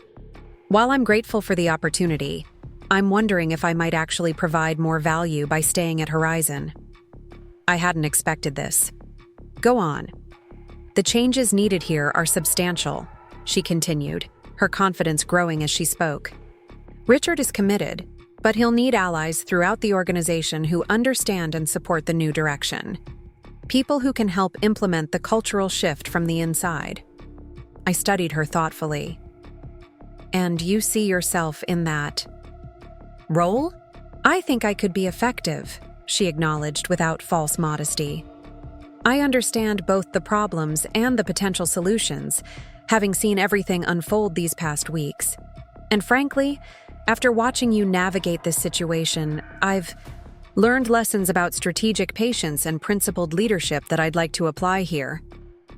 Her reasoning was sound, and I found myself respecting her perspective. It's a valid approach, though potentially a more difficult path than joining a firm already aligned with those values. Megan nodded. I know, but sometimes the greater impact comes from transforming existing systems rather than building new ones. She paused, then added, That said, I'd still value a connection with Reed Mitchell, perhaps as that liaison role Richard mentioned. The best of both worlds, in a sense. I couldn't help but smile at her strategic thinking. Maintaining relationships across both organizations while establishing yourself as a change agent within Horizon. A thoughtful approach. I had a good teacher these past few weeks, she replied with a small smile of her own. After she left, I sat in my office as the evening shadows lengthened, reflecting on how differently this story was ending than I had initially anticipated. When Daniel had first called me into that meeting with HR, I had focused on protecting myself, on ensuring I wasn't discarded without recognition of my value. I hadn't expected to become a catalyst for broader organizational change, nor to find myself with expanded opportunities rather than diminished ones. The next morning, I met Thomas for breakfast at a small cafe near the office to finalize our response to Horizon's consulting proposal. He arrived early, already nursing a coffee and reviewing notes on his tablet. I've marked up the contract with proposed amendments, he said after we'd exchanged greetings. Nothing major, just clarifications. About implementation authority and assessment metrics. I nodded, scanning his annotations. These look reasonable. Have you given more thought to Jessica's interest in joining us? I have, Thomas replied, setting down his cup. Her digital marketing expertise would complement our service offerings nicely. The question is timing. Do we bring her on now? Or wait until we've established a few more client relationships beyond Reed and Horizon? I think sooner rather than later, I suggested. Quality talent doesn't stay available long, especially in this market. We can structure her compensation to align with our growth projections. Thomas considered this. Fair point. Let's schedule a formal interview next week. He paused, studying me over his coffee cup. How are you feeling about all this, Sarah? The last month has been quite a whirlwind. The question prompted me to reflect more deeply than I had in the constant motion of recent weeks. Validated, I said finally. Not just because the strategy worked, but because it confirmed what I've always believed about business. That genuine value creation and respect for relationships are ultimately more powerful than hierarchical authority, or short-term profit maximization. Thomas nodded in agreement. A philosophy I share, which is why our partnership works so well. He glanced at his watch. Speaking of partnerships, Richard called this morning. He'd like to meet with both of us this afternoon to discuss the consulting arrangement. I think he's eager to get things formalized before the quarterly board update, next week. Understandable, I acknowledged. Success in his new role depends on demonstrating decisive action and clear direction. After breakfast, I returned to the office to find an email from Daniel Porter in my inbox. Seeing his name triggered a momentary surge of adrenaline, which I quickly controlled. The subject line read simply, "A professional note." I hesitated before opening it, wondering what he could possibly have to say at this point. Curiosity won out. Sarah, as I transition from Horizon, I wanted to acknowledge the strategic skill you demonstrated throughout our recent interactions. While we clearly had different visions for the company's direction, your ability to leverage your position and relationships showed a business acumen that deserves recognition. I underestimated both your strategic foresight and your influence with key stakeholders. A miscalculation I won't repeat in future endeavors. Regards, Daniel Porter. No apology, no admission of ethical misjudgment. Just a professional acknowledgement of a strategic defeat. It was exactly what I would have expected from him. I didn't respond. Some communications don't require or deserve a reply. Instead, I focused on preparing for the afternoon meeting with Richard. I gathered data on client satisfaction metrics, employee retention trends, and revenue patterns. All information that would help frame our consulting approach and demonstrate the value Reed Mitchell could bring to Horizon's transformation. The meeting itself was refreshingly straightforward. Richard had clearly transitioned fully into his CEO role, speaking with authority about his vision for Horizon's future and the specific ways our consulting partnership could support that vision. I want to reestablish Horizon as an agency that builds genuine partnerships with clients, not just transactional relationships, he explained, echoing language I had used in my own presentations for years. That means revamping our account management structure, revisiting compensation models that currently incentivize short-term wins over long-term client success, and rebuilding trust with clients who may have felt undervalued recently. Thomas. And I exchanged glances, both recognizing the alignment between Richard's goals and our own business philosophy. We can help with that, Thomas confirmed, starting with a comprehensive assessment of current client perception and employee alignment. Richard nodded eagerly. Exactly what we need. An outside perspective that still understands our internal dynamics. He turned to me. Sarah, I know this is a delicate question given recent events, but would you be comfortable being the primary consultant interfacing with our leadership team? Your institutional knowledge would be invaluable, but I understand if you'd prefer some distance. His directness was appreciated. "I can separate past experiences from professional responsibilities," I assured him. "As long as there's genuine commitment to implementing recommended changes, I have no reservations about leading the engagement." Richard looked relieved. "Excellent. Then, pending legal's review of the contract amendments Thomas sent over, I think we're aligned to move forward." As the meeting concluded, Richard asked me to stay behind for a moment. Once Thomas had departed, he closed the door and turned to me with a more personal expression. "Off the record, Sarah, I want to thank you for how you handled this entire situation. You had every right to be angry, to walk away and take Reed Enterprises with you immediately. The fact that you chose a path that ultimately strengthened Horizon rather than demolished it speaks volumes about your character." His words caught me off guard. Throughout this process, I had focused on strategic outcomes, on protecting my interests while creating new opportunities. I hadn't spent much time considering how my actions reflected on my character. "I built too much here to want to see it fail," I replied honestly. Daniel's approach was damaging, but Horizon itself still has value worth preserving. Richard nodded thoughtfully. "That perspective is exactly why you'll be an excellent consultant. You see the whole ecosystem, not just individual wins and losses." He extended his hand. "I look forward to working together in this new capacity." As I shook his hand, I felt an unexpected sense of closure. The circle had completed in a way I couldn't have predicted when this journey began. I had transformed from valued employee to discarded resource to external authority, each transition building my leverage and expanding my influence rather than diminishing it. The following Monday marked the official announcement of Reed Mitchell, Partners Consulting engagement with Horizon Marketing. The internal memo from Richard emphasized the partnership's focus on strengthening client relationships and enhancing organizational culture, carefully framed to avoid any implication of failure in previous leadership. The reaction among staff was mixed, but predominantly positive. Those who had witnessed Daniel's short-sighted approach to client relationships welcomed the change in direction. A few who had been promoted or favored under his leadership were more reserved, uncertain how the new priorities would affect their positions. Megan, true to her word, had embraced her role as internal liaison, already identifying key stakeholders throughout the organization who could help drive the cultural transformation. Jessica had formally interviewed with Thomas and received an offer to join Reed Mitchell as Digital Strategy Director starting in 3 weeks. As for me, I found myself in a position I hadn't imagined when this all began.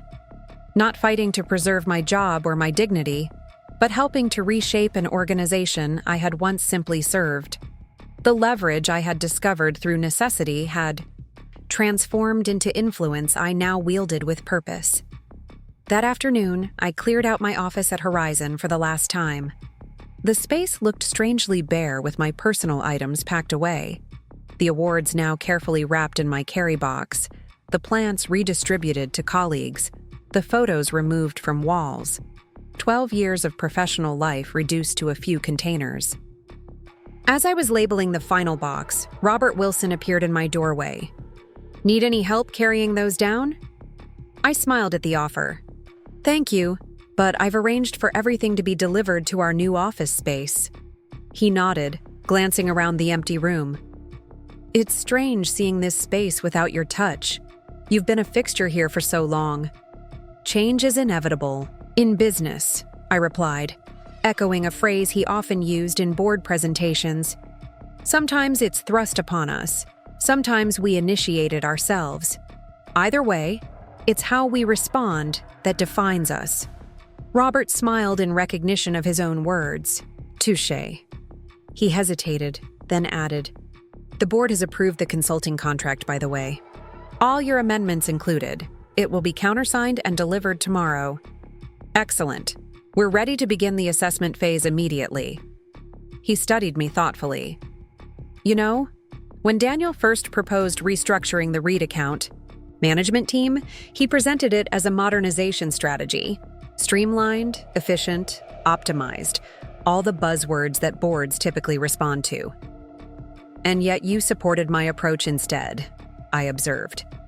Why? Robert leaned against the doorframe.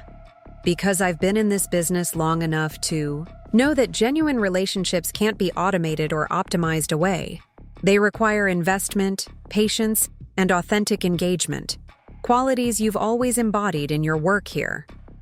He straightened. Which is why I'm confident our consulting engagement will be successful. You're not just selling us a methodology. You're reminding us of principles we already knew but had perhaps forgotten. His words resonated with me more deeply than I expected. Thank you, Robert. That perspective means a lot. After he left, I took one final look around the office that had been my professional home for so long. There was a bitter sweetness to this departure, not the angry exit Daniel had intended for me, nor a triumphant escape of my own design, but a thoughtful transition towards something new, something with greater potential for both impact and personal fulfillment. I closed the door behind me, walking through the hallways of Horizon for the last time as an employee.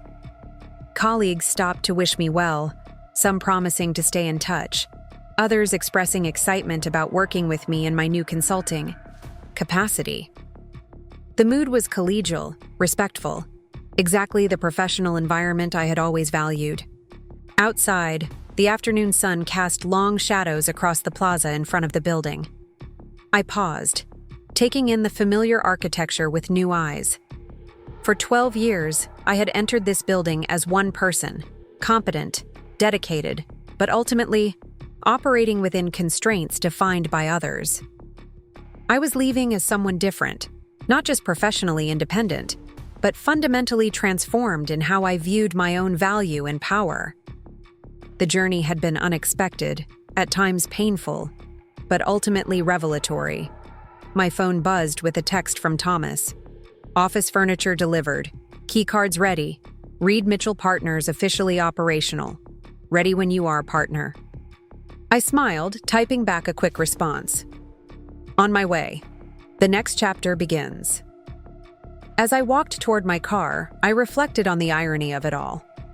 In attempting to make me redundant, Daniel had instead catalyzed my evolution into something more powerful than I had previously aspired to be. In forcing me to train my replacement, he had inadvertently trained me to replace him, not by taking his specific role, but by transcending it entirely, creating a position of influence that extended beyond Horizon's organizational chart. They had made me train my replacement after 12 years, but they hadn't realized what they were really replacing. Not just a dedicated employee, but an outdated model of power that relied on hierarchical authority rather than authentic value, creation. The true lesson wasn't about ownership or leverage or strategic patience, though all those elements had played their part. It was about recognizing that genuine power doesn't come from titles or positions, but from the unique value you create and the relationships you build. Everything else is just negotiable detail. 6 months into our consulting arrangement with Horizon, Reed Mitchell Partners had grown beyond my initial expectations. What had begun as a 2-person operation working primarily with Reed Enterprises, and Horizon had expanded to include 5 full-time staff and a diverse client portfolio.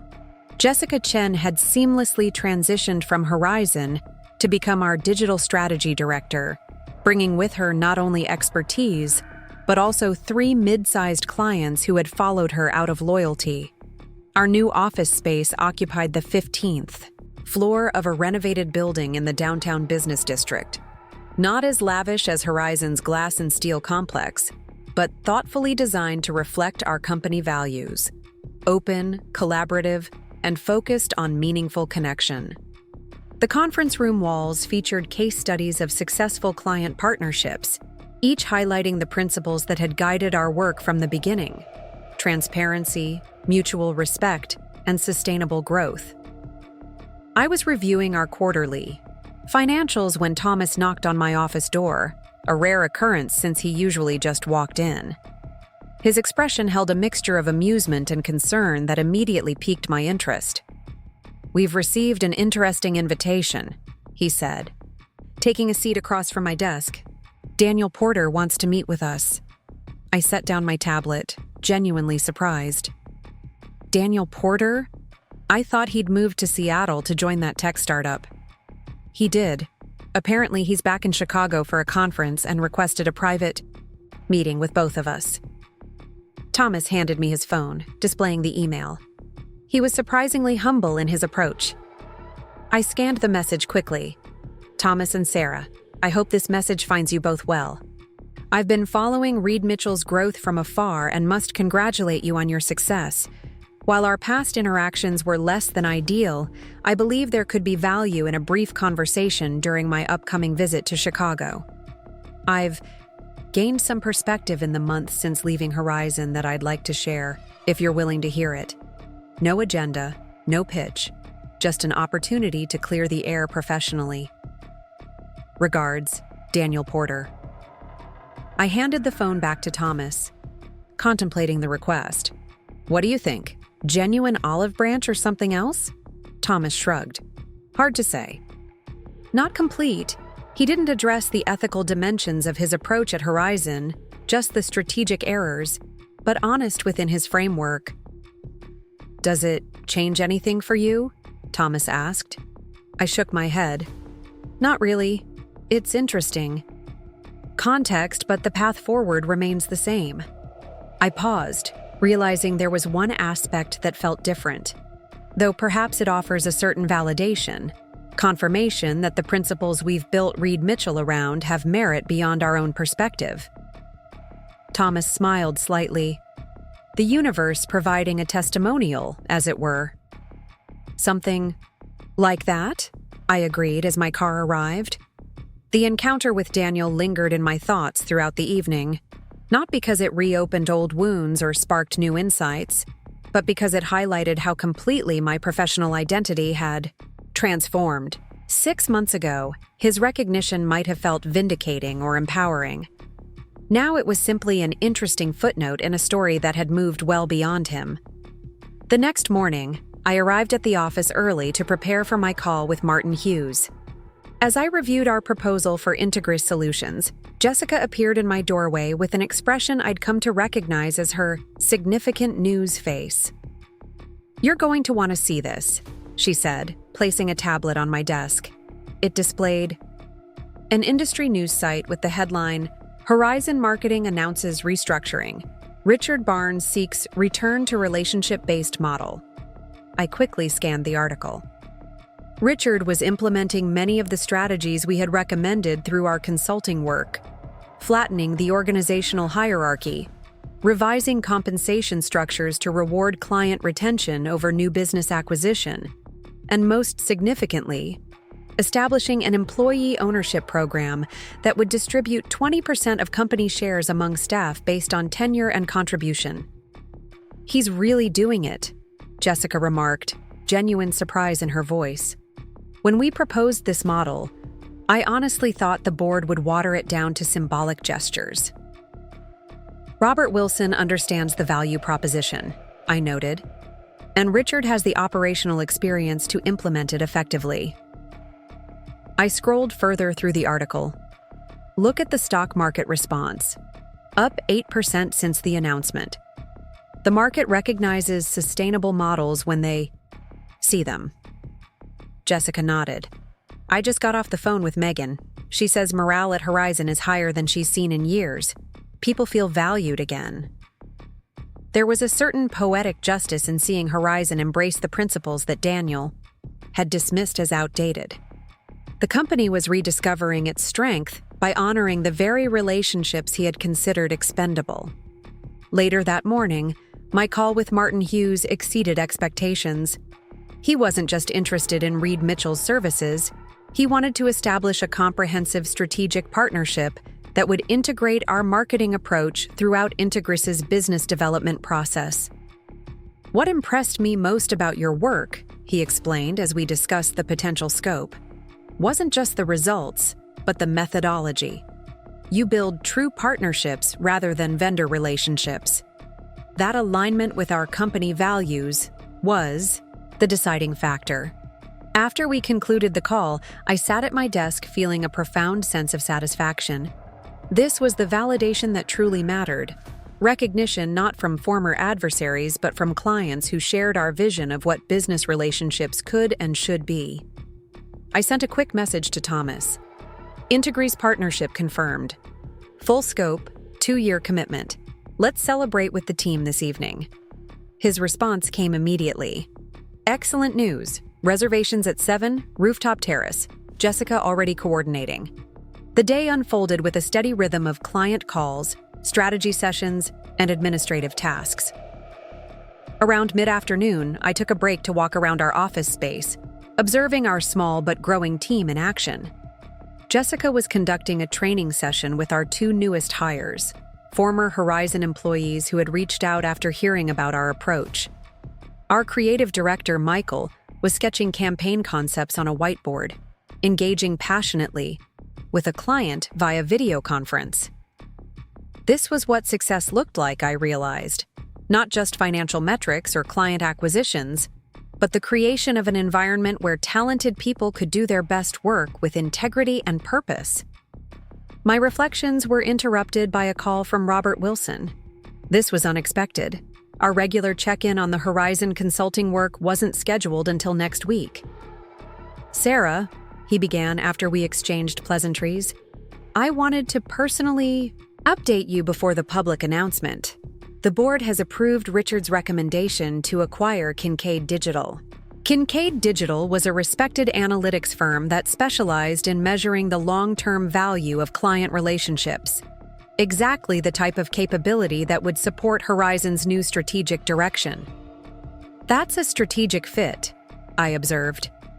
Their measurement models will help demonstrate the ROI of your relationship-centered approach. Precisely, Robert confirmed. Which brings me to the second reason for my call. We'd like Reed Mitchell to help integrate their team and methodology into our organization. An extension of our current consulting arrangement, focused specifically on this transition. The irony wasn't lost on me. A year ago, I had been deemed redundant, my approach to client relationships dismissed as outdated.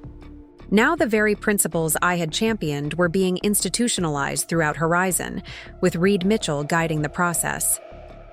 We'd be interested in discussing that, I replied. Though our bandwidth is somewhat constrained with recent growth. We've just finalized a major partnership with Integris Solutions. Congratulations, Robert said, genuine warmth in his tone. Martin Hughes is a discerning client. His endorsement speaks volumes. He paused briefly. Regarding our request, we're flexible on timing and scope. Perhaps we could discuss options over lunch next week. We arranged to meet the following Tuesday, a scheduling decision that felt symbolic, exactly 1 year from the day Daniel had informed me I was being replaced. The perfect closing of a circle that had become not an ending, but a doorway to something far more meaningful. That evening, our team gathered at the Rooftop Terrace to celebrate the Integre's partnership. The space offered a panoramic view of the Chicago skyline, the city lights beginning to twinkle as dusk settled over. Lake Michigan. Thomas had arranged a private section with champagne chilling in buckets and an elegant spread of appetizers.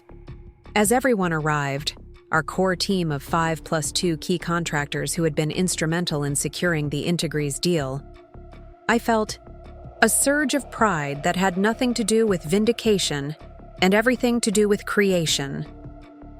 Reed Mitchell wasn't just a response to past mistreatment. It had evolved into an authentic expression of our professional values. Thomas raised his glass once everyone had been served. To the Integre's partnership, a testament to what happens when you build business relationships on respect, integrity, and genuine value creation. And to this team, I added, raising my own glass, who prove every day that how we work is as important as what we achieve.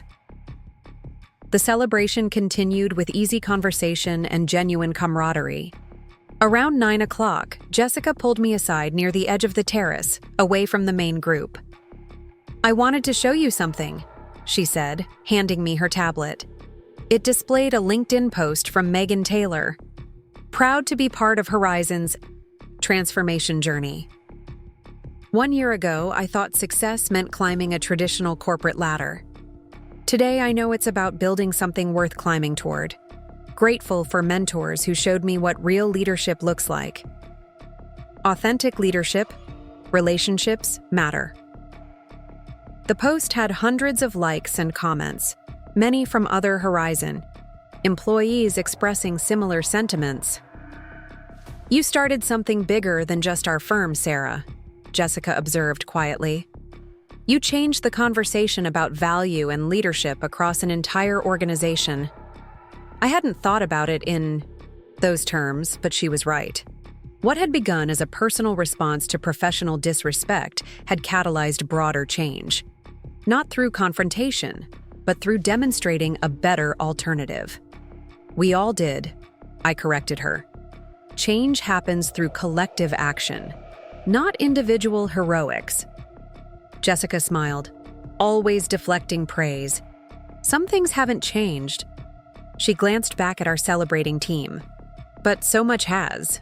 A year ago, would you have imagined this?"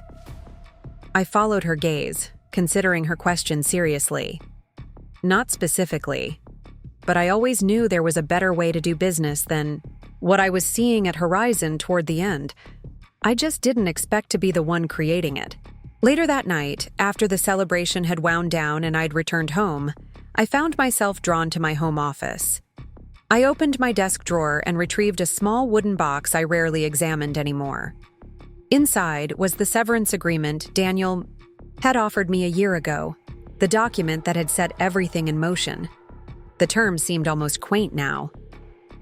His new company isn't a competitor, so it's not about fishing for information. Could be sincere professional reflection. Could be networking for his next career move. Or closure, I added.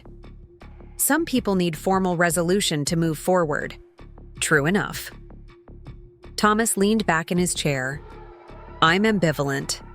Happy to meet if you think it's worthwhile, equally content to politely decline.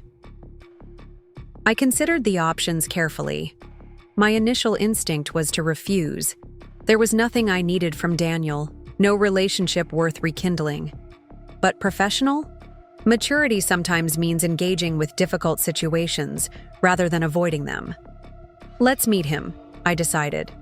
Brief, public location, with both of us present. If nothing else, it might be informative to understand his perspective 6 months later. Thomas nodded. The Riverview Lounge at the Peninsula? Professional but public enough. Perfect. Tuesday afternoon, before the evening rush. After Thomas left to respond to Daniel's request, I found myself reflecting on how much had changed since that fateful meeting when Daniel had informed me I was being replaced. The pain and indignation of that moment had faded, replaced by the satisfaction of building something genuinely aligned with my values. Reed Mitchell Partners wasn't just successful by conventional metrics. It was fulfilling in a way my role at Horizon never quite had been, even before Daniel's arrival. The consulting work with Horizon had progressed well under Richard's leadership. The company had stabilized, client retention had improved, and the culture was gradually shifting toward one that valued relationships over short-term profits. Megan had thrived in her role as internal liaison, earning a promotion to Senior Director of Client Partnerships, a new position created as part of the organizational restructuring we had recommended. The most significant validation had come just last month, when Horizon's board had voted unanimously to extend our consulting contract for another year, with an expanded scope focusing on leadership development throughout the organization. Robert Wilson had personally called to deliver the news, saying simply, "Your approach works. We want more of it." My phone buzzed with a text from Jessica. "Client presentation ready for your review. Also, Martin Hughes reached out, wants to discuss potential partnership. Big fish." Martin Hughes was the CEO of Integree Solutions, a mid-sized technology firm we'd been courting for months. His interest represented a potential breakthrough into a new market sector for Reed Mitchell. I made a note to call him back later that afternoon, then turned my attention to the client presentation Jessica had prepared. The rhythm of my days had changed dramatically since leaving Horizon. Instead of navigating corporate hierarchies and juggling competing priorities defined by others, I now shaped my work around the impact I wanted to create. Some days were longer than they had been at Horizon, the responsibility of running my own firm heavier than managing a single department. But the autonomy made even the challenges rewarding in a way I hadn't experienced before. Tuesday arrived with unseasonably warm weather for Chicago in early spring. I chose my outfit carefully. For the meeting with Daniel, professional but not overly formal, a blue suit that projected confidence without aggression. This wasn't about intimidation or power plays. It was about meeting as equals in a new dynamic. Thomas and I arrived at the Riverview Lounge 15 minutes early, selecting a corner table with a view of both the entrance and the river beyond. The setting was elegant, but understated, with soft jazz playing in the background and discreet service that wouldn't interrupt our conversation.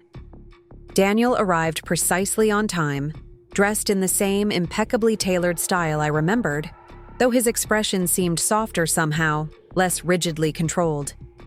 He spotted us immediately, approaching with a measured stride that suggested both confidence and caution. "Sarah, Thomas," he greeted us, extending his hand. "Thank you for agreeing to meet." The handshake was firm but brief, professional courtesy without pretending at warmth. After ordering drinks, sparkling water for me, coffee for Thomas, and by the old-fashioned for Daniel, we settled into the initial awkwardness of a reunion none of us had anticipated 6 months ago. "I've been following Reed Mitchell's progress," Daniel began, his tone conversational rather than competitive. "Your growth trajectory is impressive, especially in this market. The Keller acquisition was a particularly smart move." I acknowledged, the compliment with a small nod. We had recently acquired Keller Design, a boutique creative agency whose aesthetic and client approach aligned perfectly with our own. "Thank you. It's been a natural evolution." Thomas steered the conversation toward neutral territory. "I understand your new venture in Seattle is focused on AI integration for marketing platforms. Interesting space." Daniel seemed to relax slightly, discussing his current role with genuine enthusiasm. "It's a fascinating intersection of technology and human behavior. Very different from traditional agency work, which has been refreshing." As the initial pleasantries faded, a more purposeful silence settled over the table. Daniel set down his glass, his expression turning more serious. "I imagine you're wondering why I wanted to meet," he said directly. "It's not for networking or business opportunities. It's simpler than that, actually." He paused, choosing his words carefully. "I wanted to acknowledge that I made significant misjudgments during my time at Horizon, particularly regarding your value to the organization, Sarah." The admission was unexpected in its directness. I kept my expression neutral, allowing him to continue. "In the tech startup world, I've had to rebuild my reputation from scratch. No title or authority to lean on, just my ideas and abilities. It's been educational." A rueful smile crossed his face. "It's also given me perspective on how I approached leadership at Horizon." "And what have you concluded?" I asked, genuinely curious about his self-reflection. Daniel met my gaze directly. "That I fundamentally misunderstood what creates value in relationship-based businesses. I evaluated people and processes primarily through financial metrics and hierarchical authority, missing the less quantifiable but ultimately more decisive factors: trust, institutional knowledge, relationship capital." He shook his head slightly. "Classic mistake of prioritizing what's easily measured over what actually matters." Thomas raised an eyebrow. "That's a significant realization." "Expensive one, too," Daniel acknowledged. "Both professionally and personally, but necessary." He turned his attention fully to me. "I don't expect this conversation to change anything between us, Sarah. I'm not seeking forgiveness or reconciliation. I just wanted to state directly that I recognize the error in my approach, particularly regarding your position at Horizon. I studied him carefully, searching for signs of insincerity or manipulation, but finding none. I appreciate your candor, Daniel. Few people in your position would acknowledge such missteps so directly. He nodded, accepting this limited acknowledgement. There's a certain freedom in recognizing one's mistakes. It's the only way to avoid repeating them. The conversation shifted then to more general topics: industry trends, the changing marketing landscape, mutual acquaintances. There was no pretense of friendship, but the professional courtesy felt genuine on both sides. As we prepared to leave, Daniel handed each of us a business card. "If either of you are ever in Seattle," he said, the invitation left deliberately, open-ended. "Likewise, if you're in Chicago again," Thomas replied, matching the professional courtesy. Outside the hotel, as Thomas and I waited for our respective cars, he turned to me with a thoughtful expression. "What did you make of that?" I considered the question carefully. I think it was genuine. 4 weeks of pay in exchange for quietly disappearing. Such a profound undervaluation of what I brought to the table. But that miscalculation had forced me to articulate my own value, first to myself and then to the world. My phone buzzed with a message from Thomas. "Perfect evening. Perfect team. This partnership opens doors we haven't even imagined yet. Proud of what we've built." I replied simply, "The best response to underestimation is creation." Setting the phone down, I returned the severance document to its box. It had served its purpose as a reminder, but I no longer needed it. The story it represented was complete. The following morning dawned clear and crisp, a perfect spring day in Chicago. I arrived at the office early, energized despite the late celebration. As I settled at my desk, I noticed an email from Richard Barnes, sent at 5:30 a.m. He had always been an early riser. The subject line read, "Full circle." The body contained just a few lines. "Sarah, I thought you might appreciate this. Today's board presentation included the attached chart. The turnaround has been remarkable by any measure, but what it doesn't show is the cultural transformation that made it possible. Thank you for showing us a better way forward. Richard." The attachment was a simple line graph showing Horizon's client retention rates and profitability over the past 18 months. The downward trend during Daniel's tenure was starkly evident, as was the steady recovery and subsequent growth under Richard's leadership. The inflection point, where the decline had stopped and recovery begun, was labeled simply, "Reed Mitchell consultation begins." I studied the graph for several minutes, appreciating its elegance as a visualization of principled recovery. It wasn't just about numbers improving, it represented people being valued appropriately, relationships being nurtured rather than exploited, and sustainable success replacing short-term profit chasing.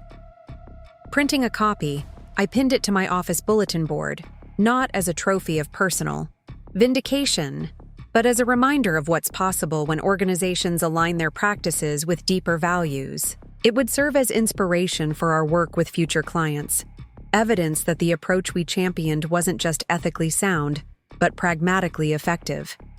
Jessica arrived around 8, carrying a tray of coffees for the team and buzzing with energy. "The Integris press release goes live at 10, she announced. "I've already fielded 3 calls from industry publications wanting interviews about our relationship-centered approach to strategic marketing. Apparently, we're becoming known for more than just results." "That's exactly the reputation we want," I confirmed. "Results matter, but methodology matters more in the long run." She set a coffee on my desk. "By the way, I ran into Melissa from Horizon's HR department at the gym this morning. She mentioned they're creating an internal case study about their organizational transformation. They want to interview you as part of it. capturing the before, during, and after perspective. The symmetry was almost too perfect, from being pushed out by HR to being invited back to teach them about organizational resilience. Tell her I'd be happy to contribute. Around midday, Thomas called to share news that further confirmed our firm's growing reputation. A prestigious industry association had invited him to deliver a keynote address at their annual conference, focusing on the economics of relationship-centered business models. They specifically mentioned our work with Horizon as an example of principles in action, he explained. Apparently, Richard has been quite vocal in industry circles about the transformation process. That benefits everyone, I noted. Horizon rebuilds its reputation, we enhance our credentials, and the broader industry gains insights into sustainable practices. A virtuous cycle, Thomas agreed.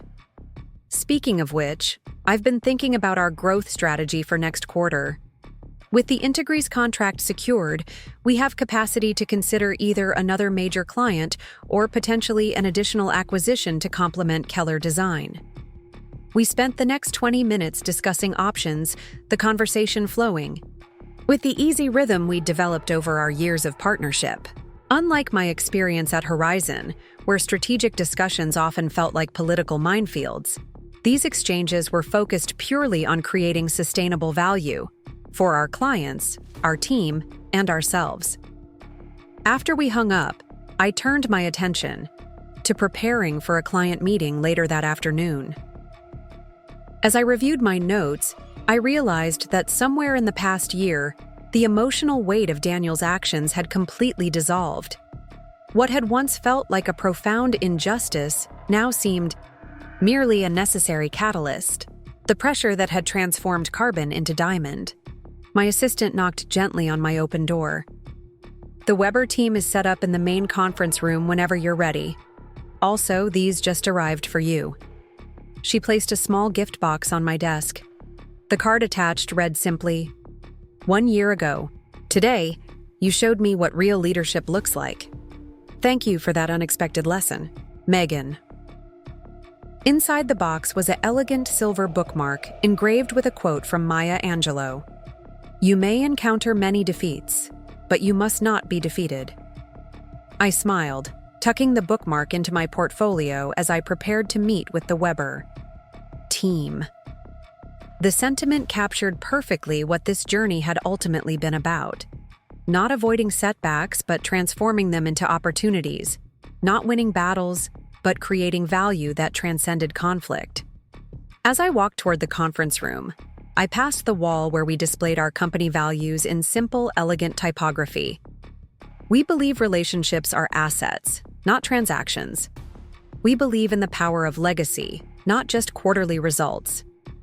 We believe in building tables, not just claiming seats. They had made me train my replacement after 12 years. But in doing so, they had unwittingly trained me to replace something far more significant, an outdated model of business that undervalued its most important assets. The true replacement hadn't been a person, but a paradigm. And for that unexpected gift, I was genuinely grateful. 2 years to the day since Daniel Porter had called me into that fateful meeting with HR, I stood at the podium of the National Business Leadership Conference, looking out at an audience of over 500 industry professionals.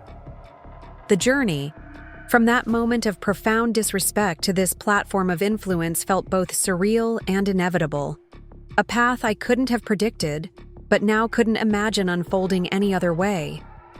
Value isn't always visible on a balance sheet, I began, my voice steady and confident in a way that would have surprised my former self. The most critical assets in relationship-based businesses are often the least quantifiable through traditional metrics. Trust, institutional knowledge, authentic connection. These elements don't appear in quarterly reports, but they determine long-term success more reliably than any short-term profit margin. The audience was attentive, many taking notes. In the front row sat Thomas, alongside our now 12-person leadership team from Reed Mitchell Partners. Also present were Richard Barnes and Robert Wilson from Horizon. our relationship having evolved from client consultant to genuine professional allies. When I co-founded Reed Mitchell Partners 2 years ago, it wasn't simply to create another marketing agency. It was to demonstrate a fundamental truth about sustainable business, that treating relationships as assets rather than transactions isn't just ethically sound, it's strategically superior. I shared the story of our growth from 2 partners with a vision to a firm of 48 professionals managing a portfolio of premium clients across 3 cities. I outlined our methodologies, our results, and most importantly, the principles that had guided every decision along the way. What I didn't share was the personal journey, the hurt, the indignation, the vindicating triumph when Daniel realized his mistake. Those details belonged to a chapter now closed, relevant to my growth, but not to the broader lessons worth sharing. After my presentation concluded to enthusiastic applause, I found myself surrounded by attendees eager to continue the conversation. Some wanted to discuss potential collaborations. Others sought advice on implementing similar approaches in their organizations. What struck me most was how hungry people were for permission to do business differently, to prioritize relationships, and long-term thinking in environments that often rewarded the opposite. As the crowd thinned, a familiar face approached. Megan Taylor, who had recently been promoted to Executive Vice President of Client Partnerships at Horizon. "That was incredible, Sarah," she said, embracing me warmly. "You articulated exactly what we've been trying to embed in our culture." "How's the integration with Kincaid Digital progressing?" I asked. Reed Mitchell had concluded its formal consulting arrangement with Horizon 6 months ago, though we maintained professional connections. "Seamlessly," Megan replied with genuine enthusiasm. "Their analytics have validated everything you taught us about the financial impact of relationship-centered practices. Client retention is up 32%, and our acquisition costs have decreased by nearly half." Her success brought me genuine pleasure. In the early days of our unexpected alliance, I had recognized in Megan not just intelligence, but integrity, a willingness to align with principles rather than personalities. She had navigated the transition at Horizon with remarkable skill, becoming a driving force in their cultural transformation. "And the employee ownership program?" I inquired. This had been one of our final recommendations before concluding the consulting engagement. A structural change designed to align everyone's interests with the long-term health of the organization. "Life-changing for many of our team members," she confirmed. "The first distribution happens next quarter. Richard says it's the best decision the board has made in a decade." As we continued catching up, I spotted Jessica approaching with Martin Hughes, the CEO of Integris Solutions, who had become not just our client, but a vocal advocate for our approach. "Sarah," Martin greeted me enthusiastically. "Brilliant presentation. You've articulated exactly what I've been trying to explain to our board about why our partnership with Reed Mitchell has been so transformative." He turned to Megan. "Your organization has undergone quite the evolution as well, from what I understand." Megan nodded. "We're essentially applying the Reed Mitchell philosophy at scale now.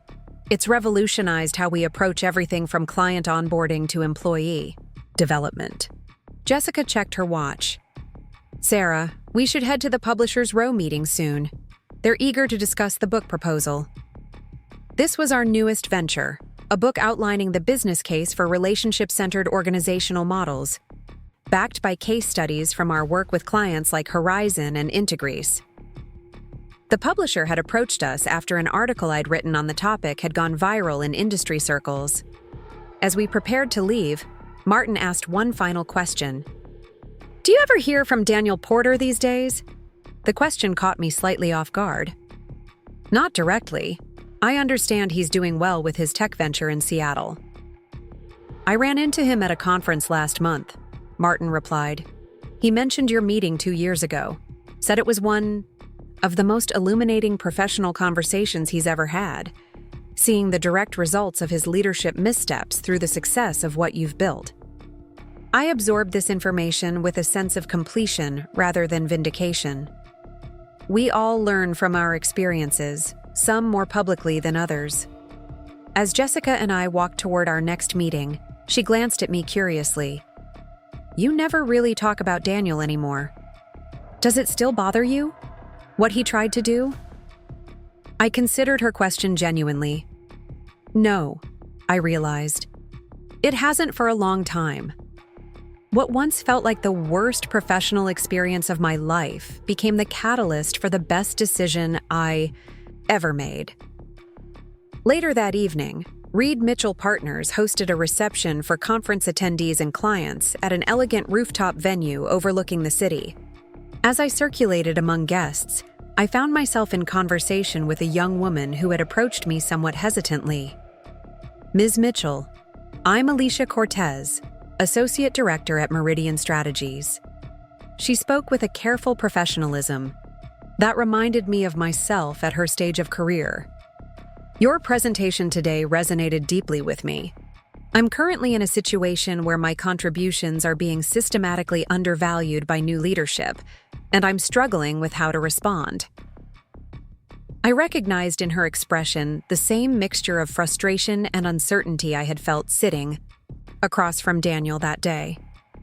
"What's your instinct telling you to do?" "To leave," she admitted.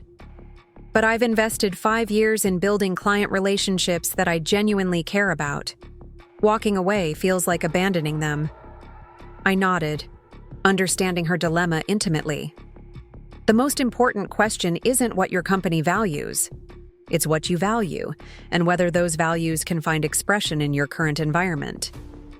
She considered this thoughtfully. "I value integrity in client relationships, long-term thinking over short-term profits, genuine collaboration over internal competition." "Then your path forward isn't about your current position at all," I suggested gently. "It's about creating an environment where those values can thrive, whether that's within your organization, at another company, or through ventures of your own creation." Alicia's expression shifted from uncertainty to something more resolute. "I've been thinking about starting my own consultancy, actually. I just wasn't sure if it was realistic." 2 years ago, I was sitting where you are now, I told her. "The question isn't whether it's realistic. It's whether the alternative, compromising your professional values, is acceptable." As the evening progressed, I found myself increasingly reflective.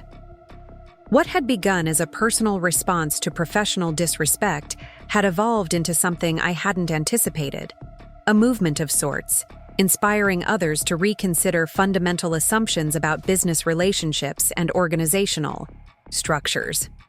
Near midnight, as the event wound down, Thomas joined me on the balcony overlooking the city lights. "Quite a milestone today," he observed, handing me a glass of sparkling water. "From unwanted replacement to keynote speaker, the universe has a peculiar sense of symmetry." I smiled, appreciating his perspective. It wasn't luck or cosmic justice, though. It was deliberate choices, consistent principles, and a refusal to accept artificial limitations. "And a partnership that amplified individual strengths," he added, raising his glass slightly. We stood in comfortable silence for a moment, savoring the culmination of 2 years of intensive building and growth. "The publisher wants the manuscript by September," I noted. "We should start organizing the case studies next week." Thomas chuckled, always looking ahead to the next milestone. "Have you taken even a moment today to appreciate how far we've come?" The question gave me pause. In the constant forward motion of building Reed Mitchell Partners, I rarely stopped to reflect on the distance traveled from that moment of crisis in Daniel's office. "I suppose I haven't," I admitted. "It's hard to connect the person I was then, angry, wounded, fighting for professional dignity, with where we are now." "That's because it was never really about Daniel, or even Horizon," Thomas observed. "It was about recognizing your own value and finding the right expression for it. The rest was just circumstance." His assessment resonated deeply. What had Begun as a reaction, a determination not to be discarded without recognition, had transformed into genuine creation. Reed Mitchell Partners wasn't defined by its origin story, but by the values it embodied and the impact it created. As the last guests departed and our team began gathering their belongings, I found myself filled with a profound sense of gratitude, not for the crisis that had catalyzed this journey, but for the clarity it had ultimately provided. The artificial constraints of corporate hierarchy had been replaced by the authentic limitations of my own vision and courage. They had made me train my replacement after 12 years. In doing so, they had inadvertently shown me how irreplaceable I truly was, not because of any particular role or title, but because of the unique value framework I brought to my work. The real replacement had never been Megan Taylor. It had been a limited conception of my own worth, exchanged for the boundless potential of authentic professional expression. As Thomas and I walked toward the elevator, he asked, "What's next for Reed Mitchell Partners? We've exceeded every growth projection for the first 2 years." I smiled, the answer crystallizing with perfect clarity. We scale our impact without diluting our values. We create space for more voices like ours to be heard. We build the kind of business culture we wished existed when we were starting out. Ambitious, he noted with approval. Necessary, I corrected gently. Because ultimately, this was never just about us. It's about demonstrating a better model for everyone who's been told their value is limited to what fits neatly on a balance sheet. The elevator doors opened, and we stepped inside, descending toward the street where our team waited. They were no longer just colleagues, but co-creators of something meaningful, a living demonstration that principled business wasn't just morally sound, but strategically superior. They had made me train my replacement after 12 years. Instead, I had learned to replace an entire paradigm. Up next, you've got 2 more standout stories right on your screen. If this one hit the mark, you won't want to pass these up. Just click and check them out.